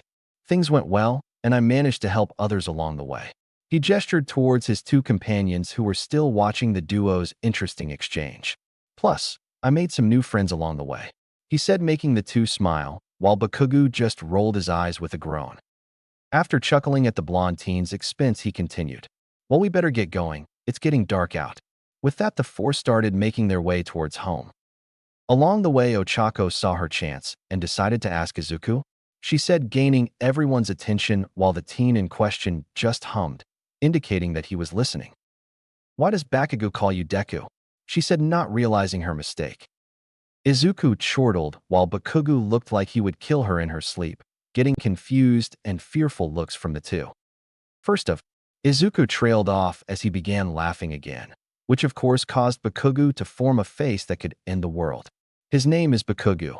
He corrected with a big grin which earned an embarrassed and apologetic look from Ochako, to which Bakugu just grunted indicating that it was fine, or at least in his language. Secondly, he calls me Deku, because when we were 4 it was an insult that he came up with. It means someone who can't do or won't achieve anything, he said with a shrug while Bakugu looked away from them. I see, an insult when written with a different kanji, Ida said with a hand on his chin. Izuku then waved his hand. Yeah, but it's all cool. Nowadays it's pretty much a nickname. He turned to Bakugu, making the blonde teen look up with a scowl. Like how I call him Kakant, he said with a grin, making the blonde teen smirk. Really? Ochako said, while tilting her head, gaining everyone's attention. I thought Deka means never give up, or you can do it, since it sounds like the short version of Dikaru, she said with a smile, making the two think for a bit.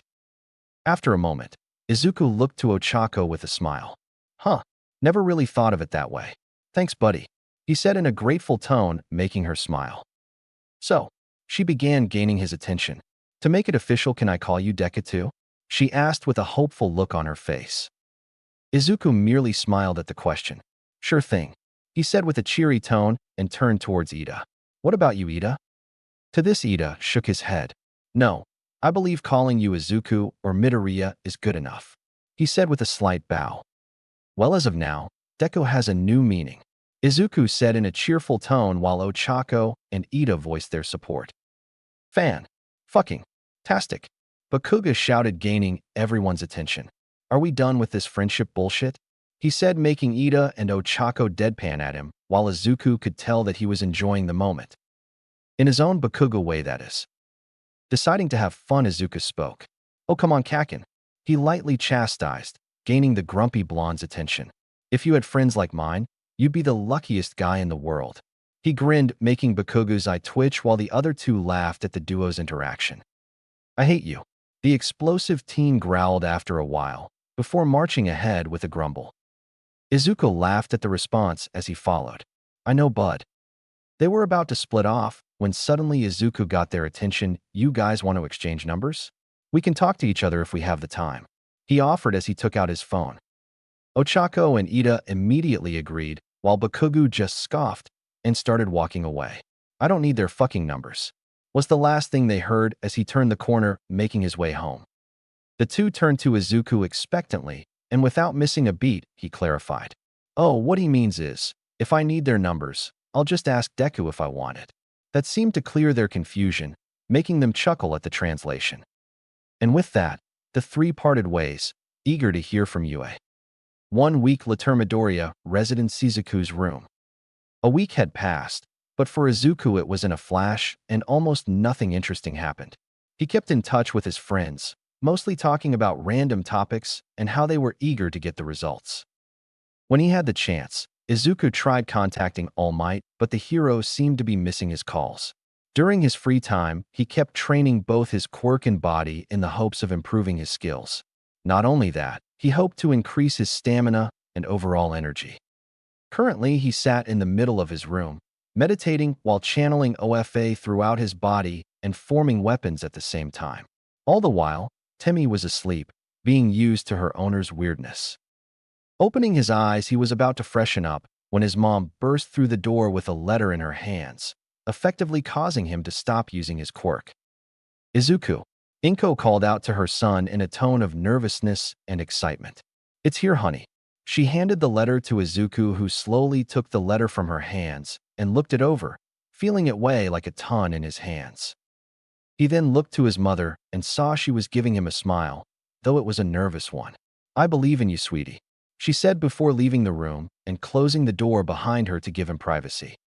Izuku walked to his workbench and sat down, staring at his letter for a moment before eventually ripping it open, allowing a small device to be dropped from the letter and land on top of his desk. Said device beeped before projecting a holographic screen, revealing his mentor standing proud, clad in a host suit. I am here. As a projection. All Might. Izuku couldn't help but yell in shock at the sudden appearance as he stood. First of, I'm sorry for not being able to contact you sooner. There were some things that needed to be sorted out, so sorry about that. The pro said with a bow before grinning at the camera. But not to worry, we'll be seeing each other more since I'll be teaching at UA now. Izuku was shocked, but as he thought about it, it made sense since he was a veteran hero with a whole bunch of experience. Now let's talk about your scores. You did excellent in the written test, coming in at the top 2. He said, making Izuku smile. He'd studied everything that might be relevant on the test. It also helped that, well, as stated before, he's a nerd. Now on to points. During the practical, you managed to destroy numerous bots with your skills, giving you 71 villain points. The teen already knew this, but it still felt good regardless. But wait, there's more than that. The hero yelled with a voice laced with pride. Knowing you, you probably suspected that there was more than just villain points. He said as he pointed to a screen behind him. The screen came to life and showed Izuku not only destroying bots, but also helping other people during the exam. Despite being a competition, you still went out of your way to help people as best you could. Your actions showed the essence of being a true hero, and how could we not reward that? All Might's smile widened in approval as he looked back to the camera. The judges were looking for more than just scrapped robots. They were looking for what it means to be hero. Therefore, the exam also gave rescue points. He pointed at the camera. You, young Midoriya, have earned over 80 rescue points, adding up to a total of 151 points, bringing you all the way to first place in the entrance exam. Izuku's jaw practically dropped. He knew he helped some people out during the exam, but he didn't expect that much. Must have helped a lot more people than I thought. He closed his mouth and blinked in astonishment. And maybe bringing down that 0-pointer helped. All Might then offered an open hand. Congratulations, Izuku Midoriya. UA is now your hero academia. The transmission then ended. Izuku felt so much joy at this very moment. I made it, he shouted as he picked up Temi and begun spinning her around, the latter mewling in surprise from the wake-up and happiness from being held by her owner. Suddenly, the small device played an audio message. This message will now self-destruct. Izuku and Temi froze mid-frame, like a couple of deer in the headlights. OSH. Boom. Izuku then exited his room with Temi in his arms, both covered in ash, the latter mewling in protest from being dirted up. Izuku, are you okay? Inko yelled in worry as she came rushing to her ash-covered family members. Coughing a bit, Izuku waved his hand. The device in the letter just exploded, no big deal. The explanation only caused her worry and confusion to grow. But, while putting Temi down gently, he gave her a big hug. I got in. You got in? Inko gasped in amazement as she eagerly returned the hug with tears in her eyes, while Temi mewled happily while cleaning herself up. After the mini-celebration, Izuku's phone rang with messages from his friends, stating that they all got in as well and congratulated him for his first place. Bakuga stated that he would eventually take the top spot, but Izuku knew there was a congratulation message in there somewhere. He thinks. 1 week La Midoriya residence. In a blink of an eye, the hero in training was tying his red boots on the front door of his home.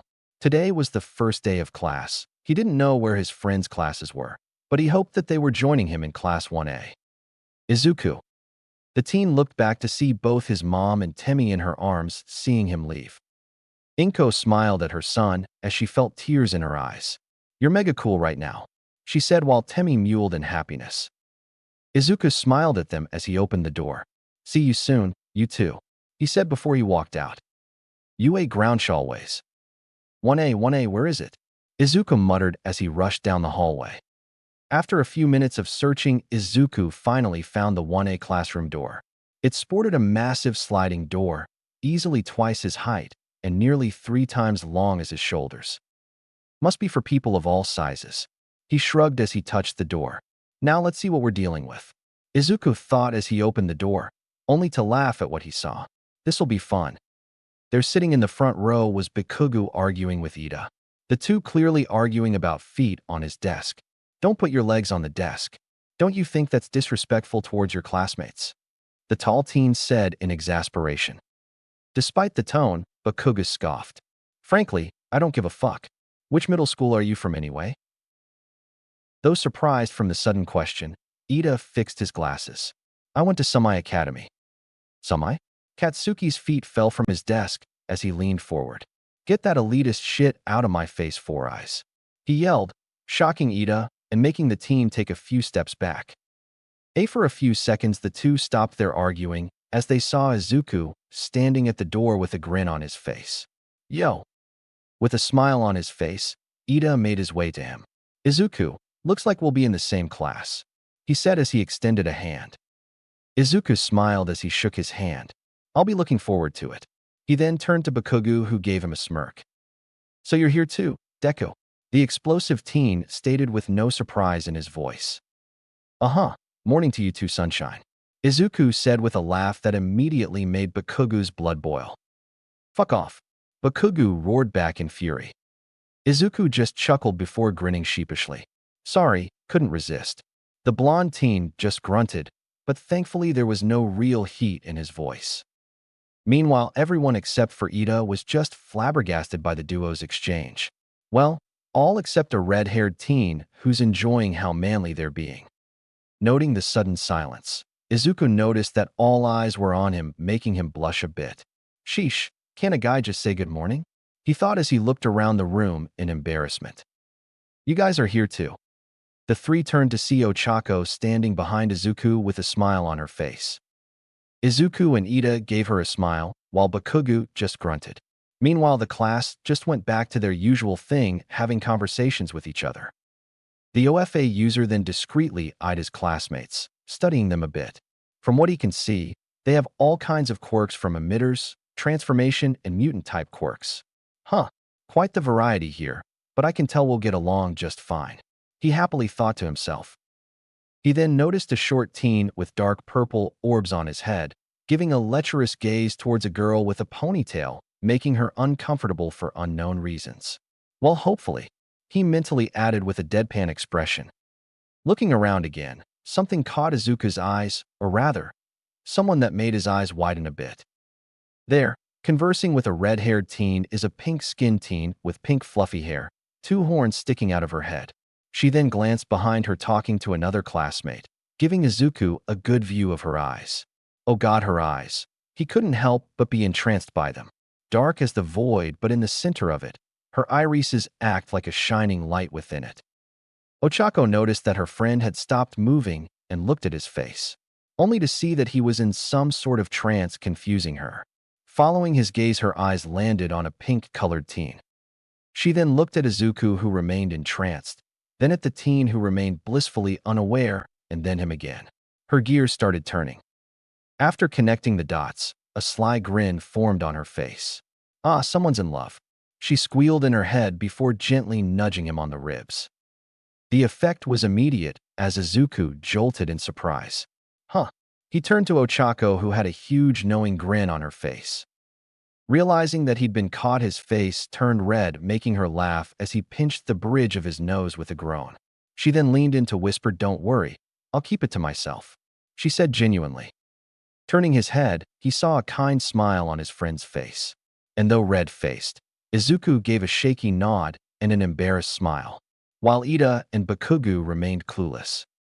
Bakugo was about to ask what was up when someone interrupted him. If you're here to hunt for friendship, then I suggest you leave. The four in the class looked to the entrance to see something interesting. Down on the floor is a shaggy-looking man inside a yellow sleeping bag, looking like a caterpillar as he stared at all of them with a deadpan expression. Who is this guy?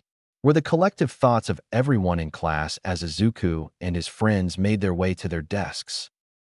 And while the teacher made his way to the front desk, still in his sleeping bag, the OFA user kept his eyes on the man. Something feels familiar about him. The teen hummed in thought as he racked his mind for anything.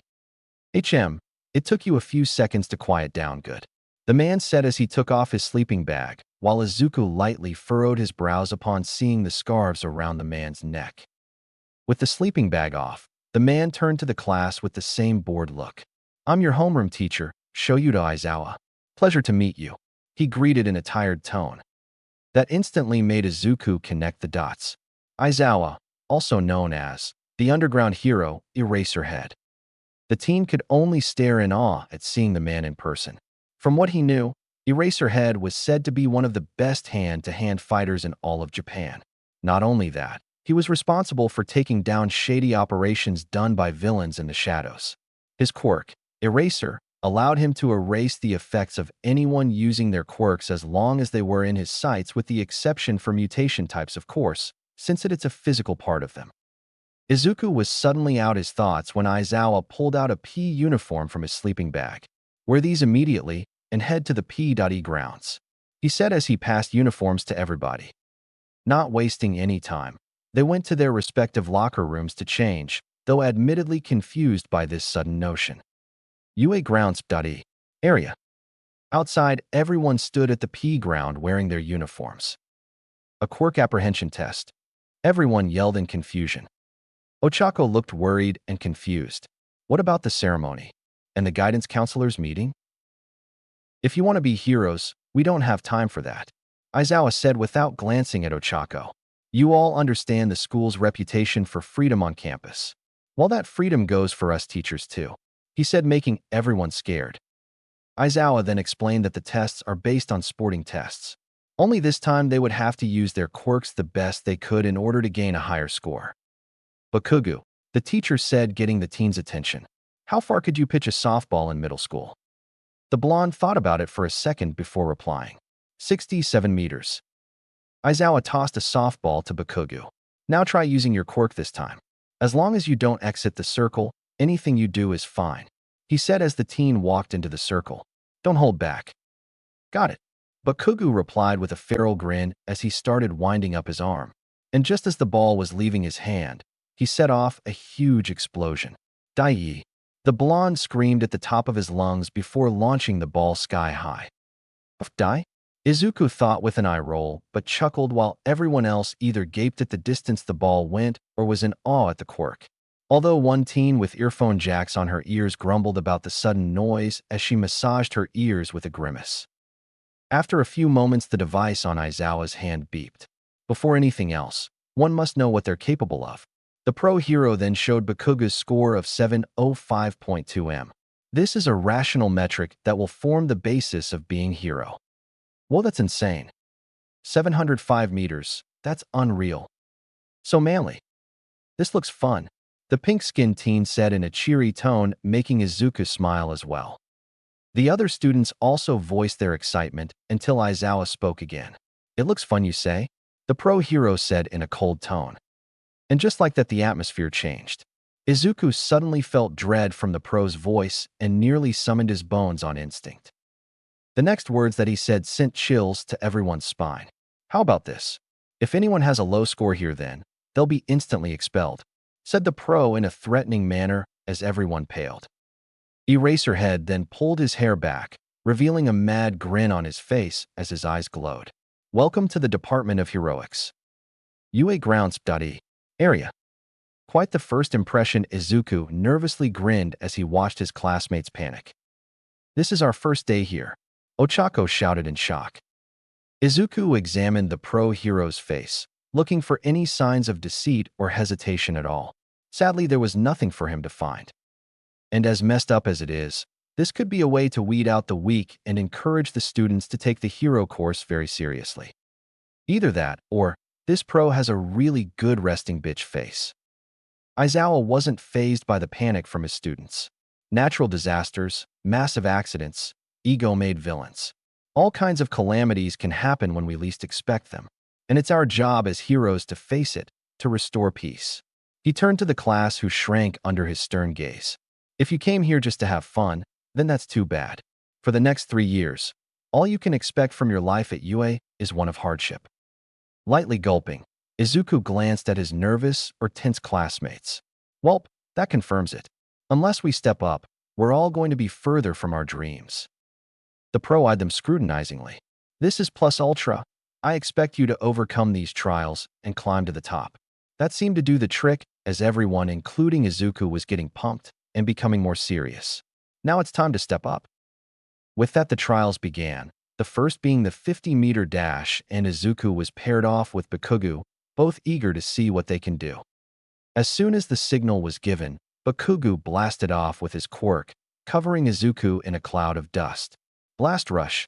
The blonde teen screamed as he created mini explosions from his palms, allowing him to dash through the air as the students watched in awe. Look at him go. So fast. Bakugo grinned as he flew, clearly enjoying the comments from his classmates.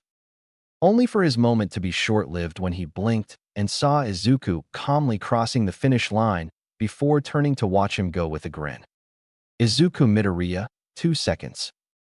Katsuki Bakugo, for 0.13 seconds. Once the machine announced the results, the students were confused, only to go wide-eyed when they saw Izuku at the end of the finish line. What? How did he get there? Wasn't he at the starting line? The class started talking amongst themselves as they tried to process what just happened. Their conversations were interrupted as Bakugo started walking towards Izuku with a scowl. Figures your weird quirk could do that. The OFA user just shrugged with a smile as they both made their way to their classmates who were still trying to process how he got to the end so fast. Upon arriving, the class immediately bombarded Izuku with questions, causing the teen to take a step back from all the attention with his hands raised. I just used my quirk is all. His nonchalant answer further confused the class apart from Ida, Ochako, and Bakugo since they'd grown used to the weirdness. But that didn't mean they had questions of their own. Is it speed or something else? The class thought in unison. The class eventually let it slide as they continued the 50-meter dash. Izuku used this opportunity to study everyone's quirks and what they could do. But unbeknownst to him, Aizawa spent that time analyzing his quirk as well. It was a distraction. The moment the dust covered him, he used his quirk. While everyone was watching Bakugo, he was already at the end of the finish line by the time it cleared. He then glanced at Izuku, who was studying his classmate's quirk. This kid is something else. A small grin slowly formed on his face. The next trial was the grip test. Izuku was paired off with a teen named Mizo Shoji. He was a tall teen with white hair and a mask over his face. He also had a transformation quirk that gave him extra limbs. As they both grabbed the device, Izuku channeled just enough OFA to not destroy it. Izuku Midoriya, 700.0 kilograms. Mizo Shoji, 540.0 kilograms. Damn, you two are seriously strong. A teen with black hair said as he looked at their results. Are you both gorillas or something? Izuku just shrugged as he pointed at Shoji. Well, you're more of an octopus. Or a squid. A short teen with purple orbs for hair muttered to himself as he stared at Shoji. While this was going on, the other classmates were shocked at the strength Izuku possessed. The latter sent them a friendly wink, unconsciously making them eye him more carefully. Two teens, in particular, were watching him in interest. One was a mature-looking teen with a ponytail wearing an analytical expression. The other was a teen with short red and white hair that was stoic but calculative. Both had their reasons for studying his quirk. The physical examination proceeded rather smoothly. Eventually, the softball pitch trial came up, and the first one was Ochako. She threw the ball in the air, looking like it would never return. Aizawa eventually revealed her score to be in infinity. The whole class sat in shock, making Ochako blush a bit. Finally, it was Izuku's turn, and as he stepped into the circle, his friends couldn't help but have their discussions. I wonder how Midoriya is going to handle this, Ida said while rubbing his chin with a calculative expression. Maybe he'll use a blaster and make it go flying, Ochako said excitedly as she pumped her fists. Fat chance. The nerd's probably just going to chuck it to space with his telekinesis or some shit. Bakugo rolled his eyes, barely hiding his intrigue. Blaster/telekinesis? Was the collective thought of the other students. The other two in particular were just as surprised, thinking that Izuku simply had a strength enhancement quirk. Aizawa handed the softball to Izuku, who stared at it in thought. If he used his blasters, there's a good chance that he might end up destroying the ball. If he simply threw it with his quirk, then it wouldn't be showing plus ultra anymore. I can't go overboard, and I can't be lazy about it. With that, he suddenly had an idea that made him grin, making his classmates confused. His grin widened as he covered the ball with a green glow, surprising his classmates, except for his friends and Aizawa, who saw this during the entrance examination. He then threw the ball straight in the air, confusing everyone. While the ball was in the air, he created a bone club, shocking everyone once again and making the teen with the ponytail feel faint. What else can he do? Was everyone's collective thought. Izuku then held the club with both hands and got into a batting position. When the ball got into range, he screamed, "Batter up." In one fluid motion like a professional baseball player, he swung with all his might, creating a strong gust of wind that staggered his classmates. The ball was then sent soaring through the sky, and after what seemed like a long time, the device in Aizawa's hand beeped, signaling that the ball finally landed. Izuku mid-area 900.0 meters. Izuku grinned and held a peace sign to his friends who cheered, except for Bakugo, who simply smirked at the display. And as he made his way towards his friends, passing his other classmates who were just flabbergasted. After picking their jaws off the floor, the class eventually gathered around Aizawa as he revealed the results. In first place were Yaoyorozu Momo, and second place went to Izuku. Third went to Todoroki Shoto. Izuku was more than happy that he at least made it to the top 5. However, he was still sympathetic toward the short teen named Minoru Mineta, who was at the bottom of the list. Said boy fell to his knees and started to cry anime tears. "No, I'm about to be expelled." His other classmates were starting to feel sympathetic as well, knowing that this was supposed to be where your path to be a hero starts. Izuku was about to speak up when the short teen spoke again. "And there are so many hot girls here too. Life isn't fair." And just like that, all the sympathy built up disappeared. Izuku put his hand down and tried not to bonk Mineta on the head with a bone club. Aizawa then revealed that the threat of expulsion was a lie and that it was simply a way for him to get the best out of his students. But at the end of the explanation, he gave a warning to Mineta about the consequences of sexual harassment, earning a fearful gulp from him. Understandably, the class was rather miffed at being tricked, except for Yaoyorozu, who explained that there wasn't any real threat of expulsion in the first place. With that, the class started making their way back to their classrooms. And as they made their way back, Izuku glanced behind him with a grin and gave a thumbs up before looking ahead and joining the rest of the class. In the direction where Izuku gave a thumbs up, All Might watched the whole thing behind a corner with a big grin on his face. "Great work, my boy." The pro nodded in approval as he made his way back into the building. The rest of the day was uneventful as Izuku found out that UA still had regular high school classes.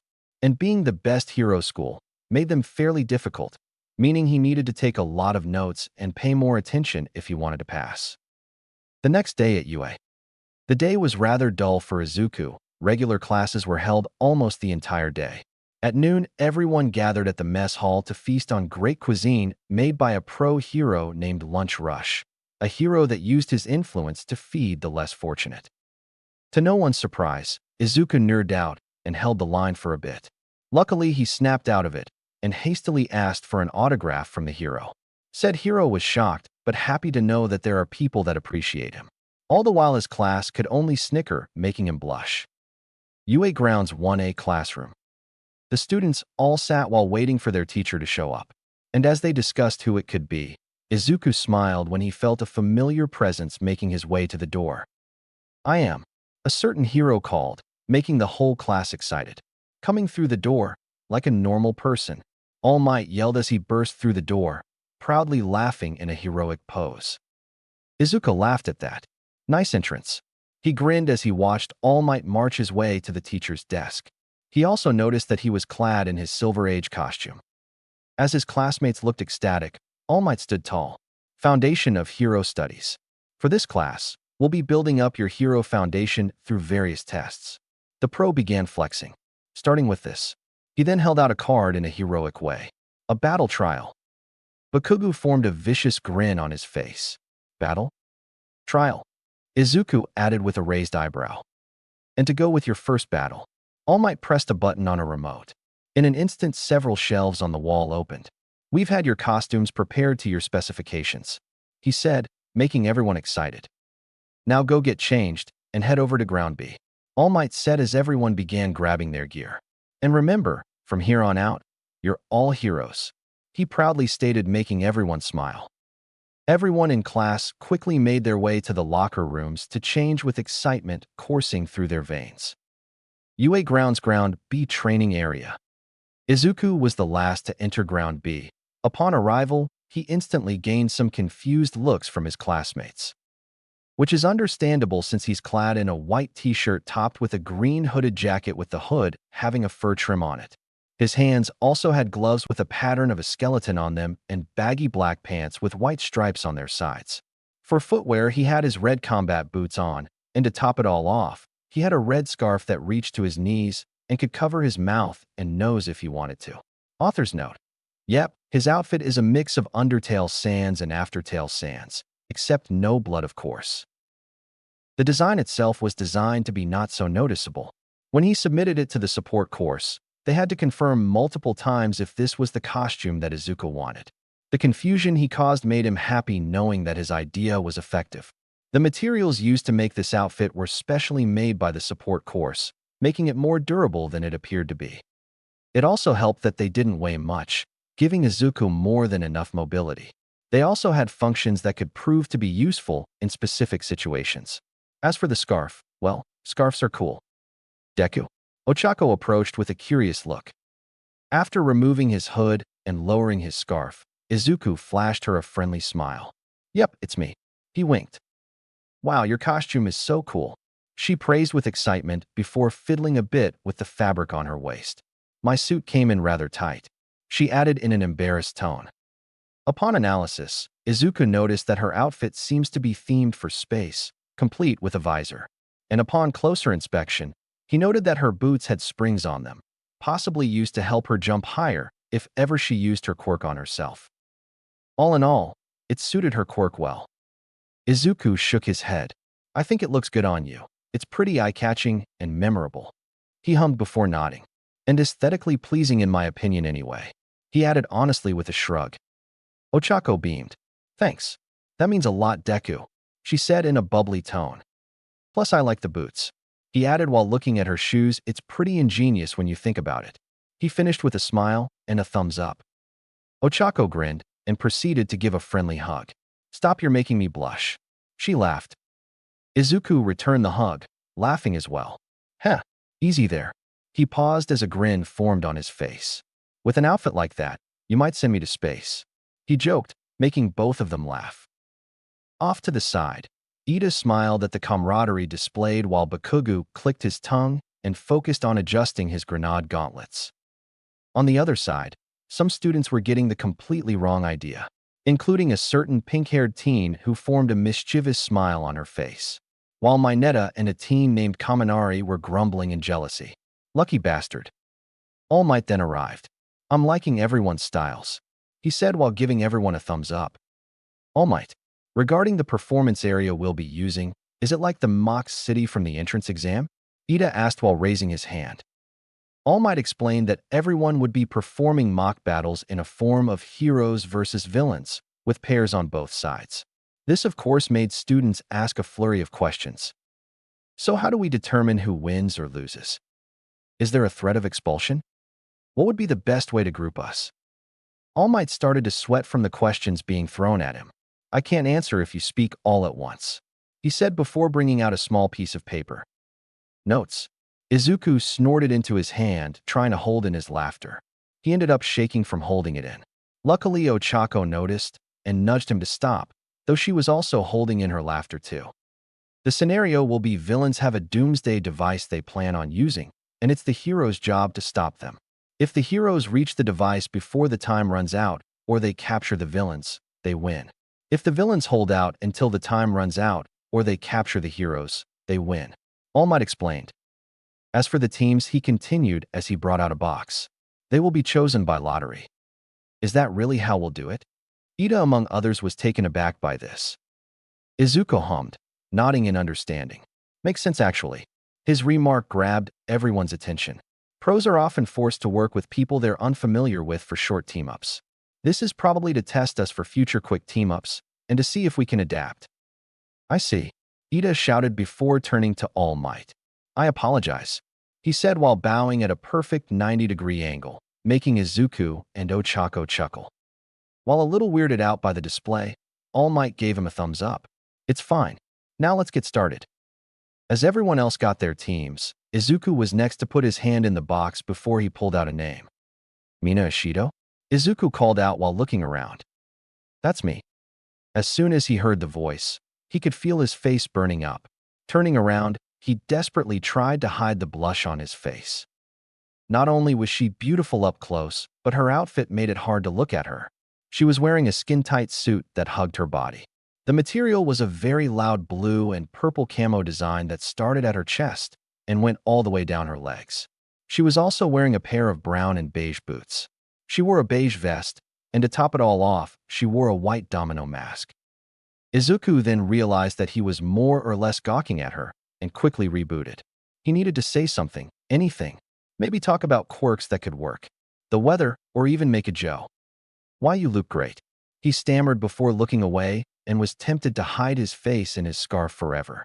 He could have sworn that he heard Ochako snickering at his expense. Real smooth bonehead. For some reason, his brain and mouth decided not to work today. Izuku groaned internally. Great, she probably thinks that I'm a creep or something. Thanks. This stunned Izuku, not expecting a positive response. He dared a glance, and to his shock, she was smiling at him. You look great too. Her happiness spread a warmth within him that couldn't be described. As he lowered his scarf, Izuku gave her a nervous smile before he turned his head slightly to see Ochako, giving him subtle thumbs up, a gesture he subtly returned. He then cleared his throat and tensely extended his hand. It'll be nice working with you, he kindly said with his best composed look, getting a smile out of her as she shook his hand, causing more butterflies in his stomach. Soon the other teams were chosen, and there were 10 in total. And the first 2 pairs to do the exercise will be the following. All Might pulled out 2 balls from the hero and villain boxes. Pair D will be heroes. Pair E will be villains. Hearing this, Bakugo formed a feral grin that just begged for blood, while Izuku grinned in his direction before glancing at Bakugo's partner, surprised to see that it was Ida. He smiled at the engine quirk user, a gesture he returned. All Might explained that villains would be the first in the building and would have 5 minutes to prepare everything, and that the battle itself would have a duration of 15 minutes. Everyone else will be watching from the observation room via surveillance cameras. As a precaution, if the fight ends up getting out of hand, he will personally put a stop to it. The heroes would be given a layout of the building the villains were using. Both teams would also possess capture tape. If either the heroes or villains are wrapped up by the tape, they will be out of the battle. They will also be given 2-way communicators that could be put in their ears so that they could talk from a distance. But before everything started, All Might's phone rang, making him and everyone else stop in their tracks. He picked it up to read the message before turning back to his students. My apologies, it appears there's something I need to take care of. While I'm away, you can use this opportunity to plan and bond with your teammate. He encouraged before running with his signature laugh. Planning, huh? Izuku put a hand on his chin. This could be a great chance to think of ways to counter Bakugo and Ida's advances. With his ability, he could hold either of them down to capture them. But knowing Bakugo, it wouldn't be exactly a satisfying way to end it. But there's also Ashido's quirk. If utilized well, victory will be. Midoriya? Mina tapped him on the shoulder, bringing him out of his usual muttering. Oh, Izuku snapped out with a blush on his face. Sorry, it's a habit of mine. Mina waved it off. Oh, it's fine, dude. Guess we can plan. She glanced at the other teams before looking back at him with a mischievous smile that made him nervous. Or, she stepped closer, making his heart rate spike. We could talk about relationships. Oh boy. He gulped, noting that she was within his personal space. Deciding that this would be a good chance to know her better, he gave her a shaky nod. Thankfully, she stepped back, giving him room to breathe and gather his thoughts. Mina beamed. That was easier than she thought it would be. So, you and Ochako, huh? She teased in a sing-song voice. And just like that, Izuku broke out of his nerves to give her a confused look. What do you mean? His response took her aback. Without missing a beat, she replied, Well, duh. Aren't you two dating or something? She exclaimed as if it was the most obvious thing in the world. Izuku then processed her words and replayed every interaction he had with Ochako. They laughed together. She called him by his nickname, and they even hugged not too long ago. At first glance, it did seem like they were a thing, but that would be far from the truth. What they had is a genuine friendship that he could see becoming stronger by the day, and nothing more beyond that. Upon processing this, Izuku laughed, shocking Mina. After recovering the best, He shook his head. No, no, we aren't like that. We're just really good friends. He chortled with a wave of his hand. Seriously? The pink teen's face of disbelief was rather cute in his opinion. While putting that last thought aside for now, Izuku relaxed and was able to properly reply with a nod. Well, yeah, I mean, sure, she's cute and fun to be around, but I honestly don't see her that way. He chuckled as the pink teen remained shocked. What they didn't notice was Ochako eavesdropping on their conversation with a smile. She felt touched that her friend said all those nice things about her, and she was glad that he was fine with being just good friends. I'm really glad we met Deku. She then grimaced as she turned to her partner Yuga Aoyama, who sparkled as he posed in front of his handheld mirror. Mina Ashido was stunned. She always took pride in reading other people, especially when it comes to romantic matters. Since she was young, she could tell if someone has an interest in another. Her childhood friend Kirishima can attest to this. Never had she been so wrong before. Snapping out of her shock, Mina sagged a bit. So you don't have anyone you are interested in? She said in a sad tone, thinking that she just made her teammate uncomfortable by assuming things. With this, Izuku's confidence effectively disappeared. Actually, there is someone I'm interested in.